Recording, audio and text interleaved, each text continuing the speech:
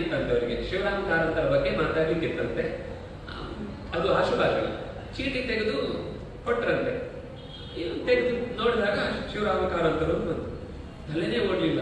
ಶಿವರಾಮ ಕಾರಂತರು ಒಬ್ಬರು ಮಹಾನ್ ಕಾದಂಬರಿಕಾರರು ಅಂತ ವಾಕ್ಯ ಹೇಳಿ ಆಯ್ತು. ಮುಂದೆ ವಾಕ್ಯ ಹೊಳಿಲಿಲ್ಲ. ಬೇಜಾರು ಮಾಡ್ಕೊಂಡು ಅದೇ ಮಡಚಿಟ್ಟು ಸೀದಾ ಬಂದ್ರಂತೆ. ನಾನು ಒಂದು ವಾಕ್ಯ ಹೇಳಲಿಕ್ಕೆ ನನಗೆ ಸ್ಟೇಜಲ್ಲಿ ಆಗ್ಲಿಲ್ಲ ಅಂದ್ರೆ ನಾನು ಏನು ಓದಿಲ್ಲ ಅಂತ ಅರ್ಥ. ಹಾಗಾಗಿ ನನಗೆ ಎಲ್ಲ ಓದಿದ ಮೇಲೆ ನಾನು ಹೇಳುವುದನ್ನು ಅಭ್ಯಾಸ ಮಾಡಬೇಕು ಹೊರತು ಸುಮ್ಮನೆ 4 ಮಾತು ಹೇಳಿ ಬರುತ್ತೆ ಅಂದ ತಕ್ಷಣ ನಾನು ಸ್ಟೇಜ್ ಹತ್ತಬಾರದು ಅಂತ ಒಂದು ತಲೆಯಲ್ಲಿ ಯಾವಾಗಲೂ ಕೊರಿತಾ ಇತ್ತು. ಅದನ್ನು ಅವರು ತಮ್ಮ ಜೀವನದಲ್ಲಿ ಹಾಗೆ ಮಾಡಿಕೊಂಡ್ರು ಕೂಡ. ಕೊನೆಗೆ ಅವರ ಅಣ್ಣ ಯುಗ ಪುರುಷ ಅಂತ ಒಂದು ಪತ್ರಿಕೆಯಲ್ಲಿ ಅವರು ಸಂಪಾದಕರಾಗಿ ಕೆಲಸ ಮಾಡ್ತಾ ಇದ್ದದ್ದು. ಪತ್ರಿಕೆಗಳನ್ನು ಬರೆಯುವುದಕ್ಕೆ ಇವರಿಗೆ ಒತ್ತಡ ಹೇರ್ತಾ ಇದ್ರು. ಕೊನೆಗೆ ಯಾವುದೋ ಒಂದು ಸಂದರ್ಭದಲ್ಲಿ ಅವರು ಹೋಗಬೇಕಾಗಿದ್ದ ಉಪನ್ಯಾಸದ ಕಾರ್ಯಕ್ರಮಕ್ಕೆ ನೀನು ಹೋಗು ಅಂತ ಕಳುಹಿಸಿಕೊಟ್ರಂತೆ. 2ನೇ ಸರ್ತಿ ಅವರನ್ನೇ ಕಳಿಸಿ. ಅವರು ಅಷ್ಟು ಚಂದ ಹೇಳ್ತಾರೆ. ಅಂದ್ರೆ ಅಣ್ಣನಿಗೆ ಅದು ಬಹಳ ಖುಷಿ ಆಯ್ತು. ಅಪ್ಪ ಏನು ಮಾತು ಅಂದ್ರೆ ಅದು ಈಗ ವಿನಯ್ ಅವರು ಹೇಳಿದ್ರು, ಬಹಳ ಜನಕ್ಕೆ ವಿಷಯ ಗೊತ್ತಿರುತ್ತೆ, ಅದನ್ನ ಹೇಗೆ ಮುಟ್ಟಿಸ್ಬೇಕು ಅನ್ನೋದು ಅದು ಬಹಳ ಕಷ್ಟದ ಕೆಲಸ. ಮತ್ತೆ ಈ ಸಭೆಯಲ್ಲಿ ಮಾಡಿದ ಹಾಗೆ ಉಪನ್ಯಾಸವನ್ನ ಭದ್ರಾವತಿಯಲ್ಲೋ ಬೆಂಗಳೂರಲ್ಲೋ ಮಾಡ್ಲಿಕ್ಕೂ ಆಗಲ್ಲ. ಯಾಕಂದ್ರೆ ಅಲ್ಲಿಯವರ ಪರಿಸರವೇ ಬೇರೆ ಇರುತ್ತೆ. ಅದನ್ನ ಅಷ್ಟನ್ನು ಸ್ಟಡಿ ಮಾಡಬೇಕು. ಎದುರುಗಡೆ ಕೂತವರ ಮುಖದಲ್ಲಿ ಹೇಳಿದ ಮಾತು ಅದು ಹೇಗೆ ರಿಫ್ಲೆಕ್ಟ್ ಆಗ್ತಾ ಇದೆ ಅಂತ ಅನ್ನೋದು ಐ ಕಾಂಟ್ಯಾಕ್ಟ್ ಇದ್ದು ನೋಡಿದ ಒಬ್ಬ ಮನಃಶಾಸ್ತ್ರಜ್ಞನಿಗೆ ಮಾತ್ರ ಅರ್ಥ ಆಗ್ತಾ ಇರುತ್ತೆ. ಅದನ್ನು ಅವರು ಬಹಳ ಚೆನ್ನಾಗಿ ಗ್ರಹಿಸ್ತಾ ಇದ್ರು. ಮತ್ತು ಆ ಉದಾಹರಣೆ ಕೊಡುವಾಗಲೂ ಅಷ್ಟೇ, ಆ ಉದಾಹರಣೆಯನ್ನ ಅಲ್ಲಿಯ ಪರಿಸರಕ್ಕೆ ಹೊಂದುವ ಹಾಗೆ ನೋಡಿಕೊಂಡು ಅದನ್ನ ಚೆನ್ನಾಗಿ ನಮ್ಮ ಜೀವನದಲ್ಲಿ ಏನ್ ನಡೆದಿರುತ್ತೆ. ಯಾವಾಗ್ಲೂ ವೇದಾಂತ ಅನ್ನೋದು ಸೀದಾ ಅದು ನಾವು ತಲೆ ಮೇಲೆ ಹಾದು ಹೋಗ್ಲಿಕ್ಕೆ ಶಾಲೆಯಲ್ಲಿ ಕೆಲವೊಮ್ಮೆ ಮಕ್ಕಳು ವಿಜ್ಞಾನದ ಕ್ಲಾಸು ಗಣಿತದ ಕ್ಲಾಸ್ ಅಲ್ಲಿ ಕೂತಿದ್ರೆ ಅದು ರಿಬಾಂಡ್ ಹೊಡಿತಾ ಇರುತ್ತೆ ತಲೆ ಮೇಲಿಂದ. ಹಾಗಾಗಬಾರ್ದಲ್ಲ ವೇದಾಂತ. ಅದಕ್ಕೋಸ್ಕರ ನಮ್ಮ ದೈನಂದಿನ ಬದುಕೇ ವೇದಾಂತ, ಅದೇ ಅಧ್ಯಾತ್ಮ. ಅದಕ್ಕೋಸ್ಕರ ನಾವು ನಿತ್ಯದಲ್ಲಿ ಮಾಡುವ ಅನೇಕ ಚಟುವಟಿಕೆಗಳಲ್ಲಿ ಏನೇನು ಘಟನೆಗಳು ಕಾಣಿಸ್ತಾರೆ, ಅದೇ ಘಟನೆ ವೇದಾಂತದಲ್ಲಿ ಅಡಗಿದೆ ಅನ್ನೋದನ್ನ ಅವರು ತೋರಿಸಿಕೊಡ್ತಾ ಇದ್ರು. ಸರಿ, ಅದಾದ್ಮೇಲೆ ಅವರು ಉದಯವಾಣಿ ಪತ್ರಿಕೆಯಲ್ಲಿ ಸಾಪ್ತಾಹಿಕ ಪುರವಣಿಯಲ್ಲಿ ಸಂಪಾದಕರಾಗಿ ಕೆಲಸ ಮಾಡ್ತಾ ಇದ್ರು. ಅದರಲ್ಲಿ ಕಿಷ್ಕಿಂಧ ಕಾಂಡ ಅಂತ ಒಂದು ಸಣ್ಣ ಕಾಲಂ ಬರ್ತಿತ್ತು. ಮತ್ತೆ ಏನಂದ್ರೆ ಕೆಲವೊಮ್ಮೆ ಯಾರು ಲೇಖನ ಕೊಡ್ಲಿಲ್ಲ ಅಂದ್ರೆ ಎಲ್ಲ ಗೋವಿಂದಮಯ, ಎಲ್ಲಿ ಸಿಕ್ಕಿದ್ರು ಎಲ್ಲ. ಅದು ನೀವು ಪುರವಣಿಗಳನ್ನೆಲ್ಲ ನೋಡ್ಬೇಕು. ವಿಶೇಷವಾದ ಯಾವುದೋ ಈಗ ಕೃಷ್ಣಾಷ್ಟಮಿನೋ ಅಥವಾ ರಾಮನವಮಿಯೋ ಹನುಮಂತ ವ್ರತವೋ ಅಥವಾ ಈ ತರ ಯಾವುದೋ ಒಂದು ವಿಶೇಷ ಜಯಂತಿಯೋ ಇಂಥದ್ದೆಲ್ಲ ಇದ್ದಾಗ ಅನೇಕ ಲೇಖನಗಳದ್ದು ಒಂದು ದೊಡ್ಡ ಮಾಹಿತಿಗಳನ್ನ ಸಂಗ್ರಹ ಮಾಡಿಕೊಡ್ಬೇಕು. ಅದನ್ನ ಬೇರೆ ಬೇರೆ ಲೇಖಕರಿಂದ ತರಿಸ್ಕೊಳ್ತಿದ್ರು. ಆದ್ರೆ ಎಷ್ಟೋ ಸತ್ಯ ಆಗ್ತಿರ್ಲಿಲ್ಲ. ಯಾಕಂದ್ರೆ ಒಂದು ಕೆಲವೊಮ್ಮೆ ಈಗದ ಹಾಗೆ ನಿಮ್ಗೊಂದು ಈ ಚರ್ಚೆ ಇರ್ಲಿಲ್ಲ, ತಕ್ಷಣ ಕಳಿಸ್ಬೇಕು ಅಂದ್ರೆ ವ್ಯವಸ್ಥೆ ಇಲ್ಲ. ಅವ್ರು ಕಳಿಸಿದ್ರು ಇವರ ಪ್ರಕಟಣೆ ಆದ್ಮೇಲೆ ಬರ್ತಿತ್ತು. ಆದ್ರೆ ಪ್ರಕಟಣೆ ಆಗುವ ಪತ್ರಿಕೆಯಲ್ಲಿ ಆ ಪುಟ ತುಂಬಿಸ್ಲೇಬೇಕಲ್ಲ. ಹಾಗಾಗಿ ಕೊನೆಗೆ ಇವರೇ ಅನೇಕ ಲೇಖನಗಳನ್ನ ಪತ್ರಿಕೆಗಳನ್ನು ತುಂಬಿಸಿ ಬರೀತಾ ಇದ್ದದ್ದು ಕೂಡ ಅದು ಇವತ್ತಿಗೂ ಮತ್ತೆ ಪ್ರಿಸರ್ವ್ ಮಾಡಿ ಇರಬೇಕು ಅನ್ನುವ ಹಾಗೆ ಇತ್ತು ಅಂತ ಆ ಕಾಲದ ಓದುಗರೆಲ್ಲರೂ ಹೇಳುವ ಮಾತು. ಯಾವ ವಿಷಯವೂ ವ್ಯರ್ಥವಾಗಿ ಇಲ್ಲ. ಬರೀ ವೇದಾಂತದ ವಿಷಯ ಅಂತ ಅನ್ಕೊಳ್ಬೇಡಿ. ಯಾವುದೋ ಒಂದು ಲೌಕಿಕ ಸಣ್ಣ ವಿಷಯ ಇರ್ಬೋದು. ನಾವು ಮಾತಾಡುವ ವಿಷಯದಲ್ಲಿ ನಾವೀಗ ಜುಗುಪ್ಸೆ ಅಂತ ಶಬ್ದ ಬಳಸ್ತೇವೆ. ಆದ್ರೆ ಆ ಶಬ್ದದ ಹಿನ್ನೆಲೆ ಏನು ಅಂತ ನಮ್ಗೆ ಗೊತ್ತೇ ಇಲ್ಲ. ನಾನು ಹೇಳುದೇನು, ಜಿಗುಪ್ಸೆ ಅಂದ್ರೆ ಒಂಥರ ಅಸಹ್ಯ ಅನ್ನುವ ರೀತಿಯಲ್ಲಿ. ಅಸಹ್ಯ ಅನ್ನೋ ಶಬ್ದವು ಸಹಿಸ್ಲಿಕ್ಕೆ ಆಗದ್ದು ಅಂತ ಅಷ್ಟೇ ಅರ್ಥ, ಅದು ಕೆಟ್ಟದ್ದು ಅಂತ ಅರ್ಥ ಅಲ್ಲ. ಈಗ ನರಸಿಂಹನ ಬೆಂಕಿ ಅಂತ ಹೇಳುವಾಗ ಅಸಹ್ಯ ವೀರ್ಯ ಅಂತ ಅದನ್ನು ಕರೀತಾರೆ. ಅಂದ್ರೆ ಅದು ಅಸಹ್ಯ ಅಂತ ಅರ್ಥ ಅಲ್ಲ. ನಾವು ಕನ್ನಡದಲ್ಲಿ ಬಳಸುದು ಅದನ್ನ ಇನ್ನೂ ಕಮ್ಮಿ ಮಾಡಿದ ಅರ್ಥದಲ್ಲಿ, ಸಂಕೋಚ ಮಾಡಿದ ಅರ್ಥ. ಈಗ ಪುರುಷ ಅಂದ್ರೆ ಸಂಸ್ಕೃತದಲ್ಲಿ ವ್ಯಕ್ತಿ ಅಂತ ಅರ್ಥ. ಹೆಣ್ಣು ಆಗ್ಬೋದು ಗಂಡು ಆಗ್ಬೋದು. ಅದು ಕನ್ನಡಕ್ಕಾಗುವಾಗ ಗಂಡಸು ಅಂತ ಆಯ್ತು. ಅದು ಮತ್ತೆ ತುಳುವಿಗೆ ಬರುವಾಗ ಪುರುಷ ಅಂದ್ರೆ ಗಂಡಸು ಅಲ್ಲ, ಅವನ ಗಂಡನಿಗೆ ಮಾತ್ರ ಪುರುಷ ಶಬ್ದ ಬಳಸುದು. ಹಾಗೆ ಸ್ತ್ರೀ ಅನ್ನುವ ಶಬ್ದ ಸಮಗ್ರವಾಗಿ ನೀವು ಸ್ತ್ರೀ ಹೇಳುದು ಹಿಂದಿಯಲ್ಲಿ ಏನಾಯ್ತು, ಅವನ ಹೆಂಡತಿ ಮಾತ್ರ ಆಗುತ್ತೆ. ಎಲ್ಲ ಸ್ತ್ರೀಗೂ ಸ್ತ್ರೀ ಹೇಳಿ ಬರುವುದಿಲ್ಲ. ಹಾಗೆ ಸಂಕೋಚ ಆಗುವುದನ್ನ ಜುಗುಪ್ಸ ಶಬ್ದದಲ್ಲೂ ಕೂಡ ಗೋಪ್ತುಂ ಇಚ್ಛತಿ ಇದು ಜುಗುಪ್ಸ. ಯಾವುದನ್ನ ರಕ್ಷಿಸುವುದಕ್ಕೆ ಬಯಸುತ್ತಾರೋ ಅದು ಜುಗುಪ್ಸೆ ಅಂತ ಶಬ್ದದ ಅರ್ಥ. ಆದ್ರೆ ಅದು ಕನ್ನಡದಲ್ಲಿ ಯಾಕೆ ಹಾಗಾಯ್ತು? ಅವ್ರದೇ ಒಂದು ಜಿಜ್ಞಾಸೆ. ಯಾರಾದ್ರೂ ನಮ್ಮ ಮನೆಗೆ ಬರ್ತಾರೆ ಅಂದ್ರೆ ನಾವೇನ್ ಮಾಡ್ತೇವೆ, ಮನೆಯ ಹೊರ ವಾತಾವರಣದಲ್ಲಿ ನಾವು ಎಷ್ಟ ಬಟ್ಟೆಯೋ ಇನ್ನೇನೋ ಮಕ್ಕಳ ಆಟ ಆಡಿದ್ದು ಎಲ್ಲ ತೆಗೆದು ಒಂದು ಕೋಣೆ ಒಳಗೆ ಅದನ್ನು ಬಂದ್ ಮಾಡಿರ್ತೀವಿ. ಇನ್ನು ಅದು ಮುರುಕು ಹರಕು ಏನಾದ್ರೂ ಇದ್ರಂತೂ ಅದೊಂದು ಕೋಣೆ ಸೇರ್ಕೊಂಡೆಲ್ಲ ಧೂಳು ಹಿಡಿದಿರುತ್ತೆ. ಅದು ರಕ್ಷಿಸುವುದಕ್ಕೆ ಬಯಸುವುದು ಎರಡು ಅರ್ಥದಲ್ಲಿ. ಒಂದು ಮಾನ ರಕ್ಷಿಸುವುದು, ಇನ್ನೊಂದು ಸಂಪತ್ತು ರಕ್ಷಿಸುವುದು. ಸಂಪತ್ತು ರಕ್ಷಿಸುವುದು ಅನ್ನುವ ಅರ್ಥದಲ್ಲೂ ಕೂಡ ಗೋಪ್ತು ಇಚ್ಛತಿ ಪದ್ಯಗಳನ್ನು ಅವರಿಗೆ ನಿಜ ನಿಜವಾಗಿ ನಾವು ಯಾವಾಗಲೂ ಅವರನ್ನು ವೇದಾಂತಿಗಳು ಅಂತ ಕರೆದ್ರೆ ಅವರಿಗೆ ಸ್ವಲ್ಪ ಮನಸ್ಸು ಪೂರ್ತಿ ಖುಷಿ ಪಡ್ತಿರ್ಲಿಲ್ಲ. ಕವಿ ಅಂತ ಹೇಳಿದ್ರೆ ಖುಷಿ ಪಡ್ತಿದ್ರು, ಯಾಕಂದ್ರೆ ಅವರ ಮನಸ್ಸು ಅಷ್ಟು ಕವಿ ಹೃದಯ ಅವರು. ನೀವು ಪದ್ಯಗಳನ್ನು ನೋಡಿದ್ರೆ ಗೊತ್ತಾಗುತ್ತೆ. ಹೇಳದೆ ಉಳಿದದ್ದು ಕೃತಿ ಇರ್ಬೋದು, ಇನ್ನಷ್ಟು ಹೇಳದೆ ಉಳಿದದ್ದು ಎರಡೂ ಕೂಡ 80ರ ಸಂಭ್ರಮದ ಸಂದರ್ಭದಲ್ಲಿ ಅದು ಬಿಡುಗಡೆಗೊಂಡಿತ್ತು. ಅದರಲ್ಲಿರುವ ಪ್ರತಿಯೊಂದು ಪದ್ಯದಲ್ಲೂ ಕೂಡ ಅವರ ಅದೇನಂದ್ರೆ ಜೀವನದ ಅನುಭವದ ಜೊತೆಗೆ ಸ್ವಾರಸ್ಯವನ್ನ ಹಂಚಿಕೊಳ್ಳುವಂತಹ ಪದ್ಯ ಶೈಲಿ ಅದು ತುಂಬಾ ಅಪರೂಪ. ನವ್ಯ ಕಾವ್ಯ ಅಂತ ನಾವು ಗೋಪಾಲಕೃಷ್ಣ ಅಡಿಗರನ್ನೆಲ್ಲ ಏನು ಹೇಳುತ್ತೇವೆ, ಅವರೆಲ್ಲ ಸಮಾನ ಸ್ಕಂದರು. ಅಂದ್ರೆ ಒಂದೇ ಕಾಲದಲ್ಲಿ ಇದ್ದು ಅವರು ಒಂದು ಹೇಳ್ತಿದ್ರು, ಬೆಳ್ಳಿ ಮೀಸೆಯ ಮಗುವಿನಂಥದೇ ನಗು ಅಂತ ಮಂಜೇಶ್ವರ ಗೋವಿಂದ ಪೈಗಳ ಬಗ್ಗೆ ಒಂದು ನುಡಿ ನಮ್ಮನ್ನು ಸಲ್ಲಿಸಿದ್ರು ಗೋವಿಂದಾಚಾರ್ಯರು. ಅಯ್ಯೋ ಅದನ್ನ ನಾನು ಬರಿಬೇಕಂತಿತ್ತು, ನೀವು ಅಷ್ಟೊಕ್ಕ ಬರೆದು ಬಿಟ್ರ ಅಂತ ಗೋಪಾಲಕೃಷ್ಣ ಅಡಿಗರು ಅವರ ಜಗಳ ಅಂತಿದ್ರು. ಅಂದ್ರೆ ಹೀಗೆ ಕವಿಗಳಲ್ಲೊಂದು ಪದಗಳಿಗಾಗಿ ಹೊಡೆದಾಟ.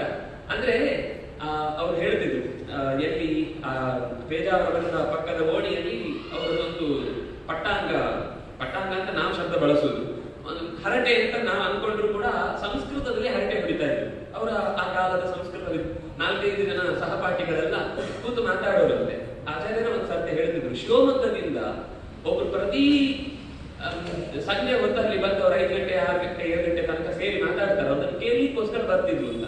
ಬಹಳ ದಿವಸ ಕೂತಿರ್ತಿದ್ರು ಅಂತ. ಇವ್ರಿಗೆ ಯಾರು ಅಂತ ಗೊತ್ತಿಲ್ಲ, ಸುಮ್ಮನೆ ಕೂತಿರ್ತಿದ್ರು. ಇವ್ರ 4-5 ಜನ ಏನೋ ಸಂಸ್ಕೃತದಲ್ಲೇ ಗಲಾಟೆ ಮಾಡ್ತಾ ಇದ್ರೆ ಕೇಳಿಸ್ಕೊಂಡು ರಾತ್ರಿ ಅಂತೂ ವಾಪಸ್ ಹೋಗೋರು. ಅವರು ಒಂದು ಸರ್ತಿ ಎಷ್ಟೋ ದಿವಸ, ಒಂದು ತಿಂಗಳು ಆದ್ರೆ ಒಂದು ದಿವಸ ಕೇಳ್ತಿದ್ರು, ನೀವು ಯಾರು, ಎಲ್ಲಿಂದ ಬರ್ತಾ ಇದ್ರಿ? ಇಲ್ಲ ನಾನು ಶಿವಮೊಗ್ಗದಿಂದ ಬರ್ತಾ ಇದ್ದೇನೆ, ನನಗೆ ಸಂಸ್ಕೃತ ಪೂರ್ತಿ ಹೆಚ್ಚು ಭಾಷೆ ಬರುವುದಿಲ್ಲ, ಆದ್ರೆ ಇಲ್ಲಿ ಕೂತು ಸಂಸ್ಕೃತ ಕೇಳಿಸ್ಕೊಳ್ತಾ ಇದ್ರೆ ಯಾವುದೋ ಒಂದು 1000 ವರ್ಷ ಹಿಂದಿನ ಕಾಲದಲ್ಲಿ ನಾನು ಇದ್ದೇನೆ ಅನ್ನೋ ಒಂದು ಖುಷಿಗೋಸ್ಕರ ಇಲ್ಲಿ ಬರ್ತೇನೆ ಅಂತ. ಅಂದ್ರೆ ಅಲ್ಲಿಂದ ಇಲ್ಲಿ ತನಕ ಬರೀ ಒಂದು 2 ಗಂಟೆಯ ಸಂಸ್ಕೃತದ ಹರಟೆಯನ್ನೇ ಕೇಳಲಿಕ್ಕೆ ಬರ್ತಾ ಇದ್ರು ಅಂದ್ರೆ ಅವರ ಆ ಸಂಸ್ಕೃತದ ಛಾತಿ ಎಂಥದ್ದಿತ್ತು ಅನ್ನೋದು ನಮ್ಗೆ ಗೊತ್ತಾಗುತ್ತೆ. ಇದು ಅವರ ದೊಡ್ಡವರು ಯಾವತ್ತೂ ಕೂಡ ಬರೀ ವೇದಿಕೆಯಲ್ಲಿ ಮಾತಾಡಿದರೆ ಮಾತ್ರ ಅದು ವಿಷಯ ಪೂರಿತವಾಗಿರುವಂತಹದ್ದಲ್ಲ. ಅವರು ಎಲ್ಲಿ ಕೂತು ಮಾತಾಡಿದ್ರು ಅದರಲ್ಲಿ ವಿಷಯ ತಾನಾಗಿ ಹತ್ತಿರಕ್ಕೆ ತುಂಬಿಕೊಂಡು ಬರ್ತಿತ್ತು. ಅದರಿಂದಾಗಿ ಅವರ ಹತ್ರ ಹರಟೆ ಹೊಡೆದವರಿಗೆ ಬೇಕಾದಷ್ಟು ಸ್ವಾರಸ್ಯಕರವಾದ ವಿಷಯ. ಎಷ್ಟೋ ಸರ್ತಿ ನಮ್ಗೆ ಹರಟೆ ಅಂತಂದಾಗ ಹೆಣ್ಮಕ್ಳದ್ದಾದ್ರೂ ಒಂಥರ ಇರುತ್ತೆ, ಗಂಡು ಮಕ್ಳದ್ದಾದ್ರೂ ಒಂಥರ ಇರುತ್ತೆ.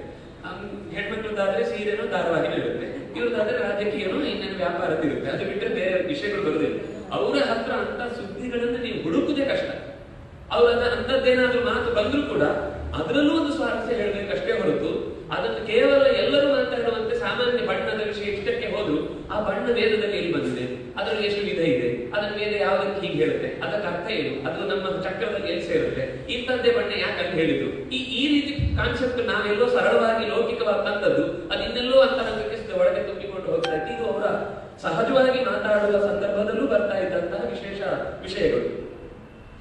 ನಿಮ್ಗೆ ಗೊತ್ತಿದೆ, ಭಗವದ್ಗೀತೆಯ 3 ಆಚಾರ್ಯರ ಅನುವಾದವನ್ನು ಅವರು ಕನ್ನಡದಲ್ಲಿ ತಂದಿದ್ದಾರೆ. ಅಲ್ಲಿ ಅವರದ್ದೇ ಒಂದು ವಿಮರ್ಶೆಯನ್ನು ಬರೆದಿದ್ದಾರೆ. 6 ಅಧ್ಯಾಯಗಳಿಗೆ ಬಂದಿದೆ. ತಪ್ಪದೆ ದಯವಿಟ್ಟು ಎಲ್ಲರೂ ಒಂದು ಸರ್ತಿ ಓದಬೇಕು ಅಂತ ನಾನು ಕೇಳ್ಕೊಳ್ತೇನೆ. ಯಾಕೆ ಅಂದರೆ ಬಹುಶಃ ಶಂಕರರದ್ದಾಗಲಿ ರಾಮಾನುಜರದ್ದಾಗಲಿ ಮಧ್ವರದ್ದಾಗಲಿ ಆ ಭಾಷ್ಯವನ್ನ ಕನ್ನಡಕ್ಕೆ ಯಥಾವತ್ತಾಗಿ ಇಳಿಸಿದ. ಈಗ ಎಷ್ಟೋ ಸರ್ತಿ ಅನುವಾದ ಏನಾಗುತ್ತೆ ಅಂದ್ರೆ ಅಲ್ಲಿರುವ ಶಬ್ದವನ್ನ ನಾವು ಹೇಗೆ ಅರ್ಥ ಮಾಡ್ಕೊಂಡಿದ್ದೇವೋ ಹಾಗೆ ಶಬ್ದವನ್ನ ತುಂಬಿಸ್ತೇವೆ. ಅದರಿಂದ ಏನಾಗುತ್ತೆ ಅಂದ್ರೆ ಅವ್ರು ಹೇಳಿದ್ದೇ ಬೇರೆ ಇರುತ್ತೆ, ಇವ್ರು ಕೊಟ್ಟದ್ದೇ ಬೇರೆ ಆಗ್ಬಿಡುತ್ತೆ. ಹಾಗಿಲ್ಲದೆ ಸಂಸ್ಕೃತದ ಮೂಲಕ್ಕೆ ಧಕ್ಕೆ ಬರದ ಹಾಗೆ ಕನ್ನಡದಲ್ಲಿ ಅದಕ್ಕೊಂದು ಸಂಸ್ಕೃತದ ಹೊಸ ಪದ ಚೆನ್ನಾಗಿ ಸಿಗುವ ಹಾಗೆ ಒಂದು ಅನುವಾದ ಮಾಡಲಿಕ್ಕೆ ಹೇಗೆ ಅಂತ ಕಲಿಬೇಕಿದ್ರೆ ಆಚಾರ್ಯರ ಅನುವಾದಗಳಿಗೆ ನಾವು ಅನಿವಾರ್ಯವಾಗಿ ಶರಣ ಹೋಗ್ಲೇಬೇಕು. ಯಾಕೆಂದ್ರೆ ನೀವು ನೋಡಿರ್ತೀರಿ ಎಷ್ಟೋ ಸರ್ತಿ ಅನುವಾದ ಪುಸ್ತಕಗಳಲ್ಲಿ ಶ್ಲೋಕದಲ್ಲಿ ಇರುವ ಎಷ್ಟೋ ವಿಷಯಗಳಲ್ಲಿ ಪದ ಗೊತ್ತಿಲ್ಲ ಅಂದ್ರೆ ನನ್ನ ತಾತ್ಪರ್ಯದಲ್ಲಿ ಹೇಳಿ ಮುಗಿಸ್ಬಿಡ್ತಾರೆ. ಆ ಪದಕ್ಕೆ ಅರ್ಥವೇ ಬರುವುದಿಲ್ಲ ಕೊನೆವರೆಗೂ. ಅದೇನು ಅಂತಾನೆ ಗೊತ್ತಲ್ಲ, ಒಂದೋಜು ಅಂತ ಸಜೊಂತೆಗೆ ಬರುತ್ತೆ. ಅದೇ ಶಬ್ದ ಹಾಕಿಬಿಟ್ರೆ ಮುಗಿದೋಯ್ತು. ವಿಕಸಿತವಾಯಿತು. ವಿಕಸಿತ ಅಂದ್ರೆ ಏನು ಗೊತ್ತಾಗಿಲ್ಲ ಅಂದ್ರೆ ಕನ್ನಡದಲ್ಲಿ ವಿಕಸಿತವಾಯಿತು. ಅಕಸ್ಮಾತ್ ಆ ಶಬ್ದ ಗೊತ್ತಿದ್ರೆ ಬಚಾವು, ಇಲ್ಲಾಂದ್ರೆ ಇಲ್ಲ. ಆಚಾರ್ಯರು ಹಾಗೆ ಅರಳಿ ನಿಂತಿತು.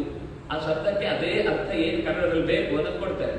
ಈಗ ಮಹಾರಥ ಅಂತ ಶಬ್ದ ಇದೆ, ನಾವು ಮಹಾರಥನು ಮಹಾರಥಿಕರು ಅಂತ ಈ ಶಬ್ದ ಹಾಕಿ ಮುಗಿಸ್ಬಿಡ್ತೇವೆ. ದೊಡ್ಡದಾದ ರಥ ಉಳ್ಳವನು ಅಥವಾ ರಥ ಅನ್ನುವ ಶಬ್ದ ಹೆದ್ದೇರು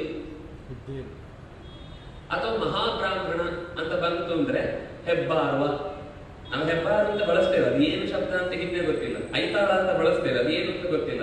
ಆಹಿತಾನಲ, ಯಾವಾಗಲೂ ಬೆಂಕಿಯನ್ನ ಹೊತ್ತುಕೊಂಡೇ ತಿರುಗುವವನು, ಅಗ್ನಿ ಹೊತ್ತು ಅಂತ ಅರ್ಥ. ಅದು ಐತಾಳ ಆಗ್ಬಿಟ್ಟಿದೆ.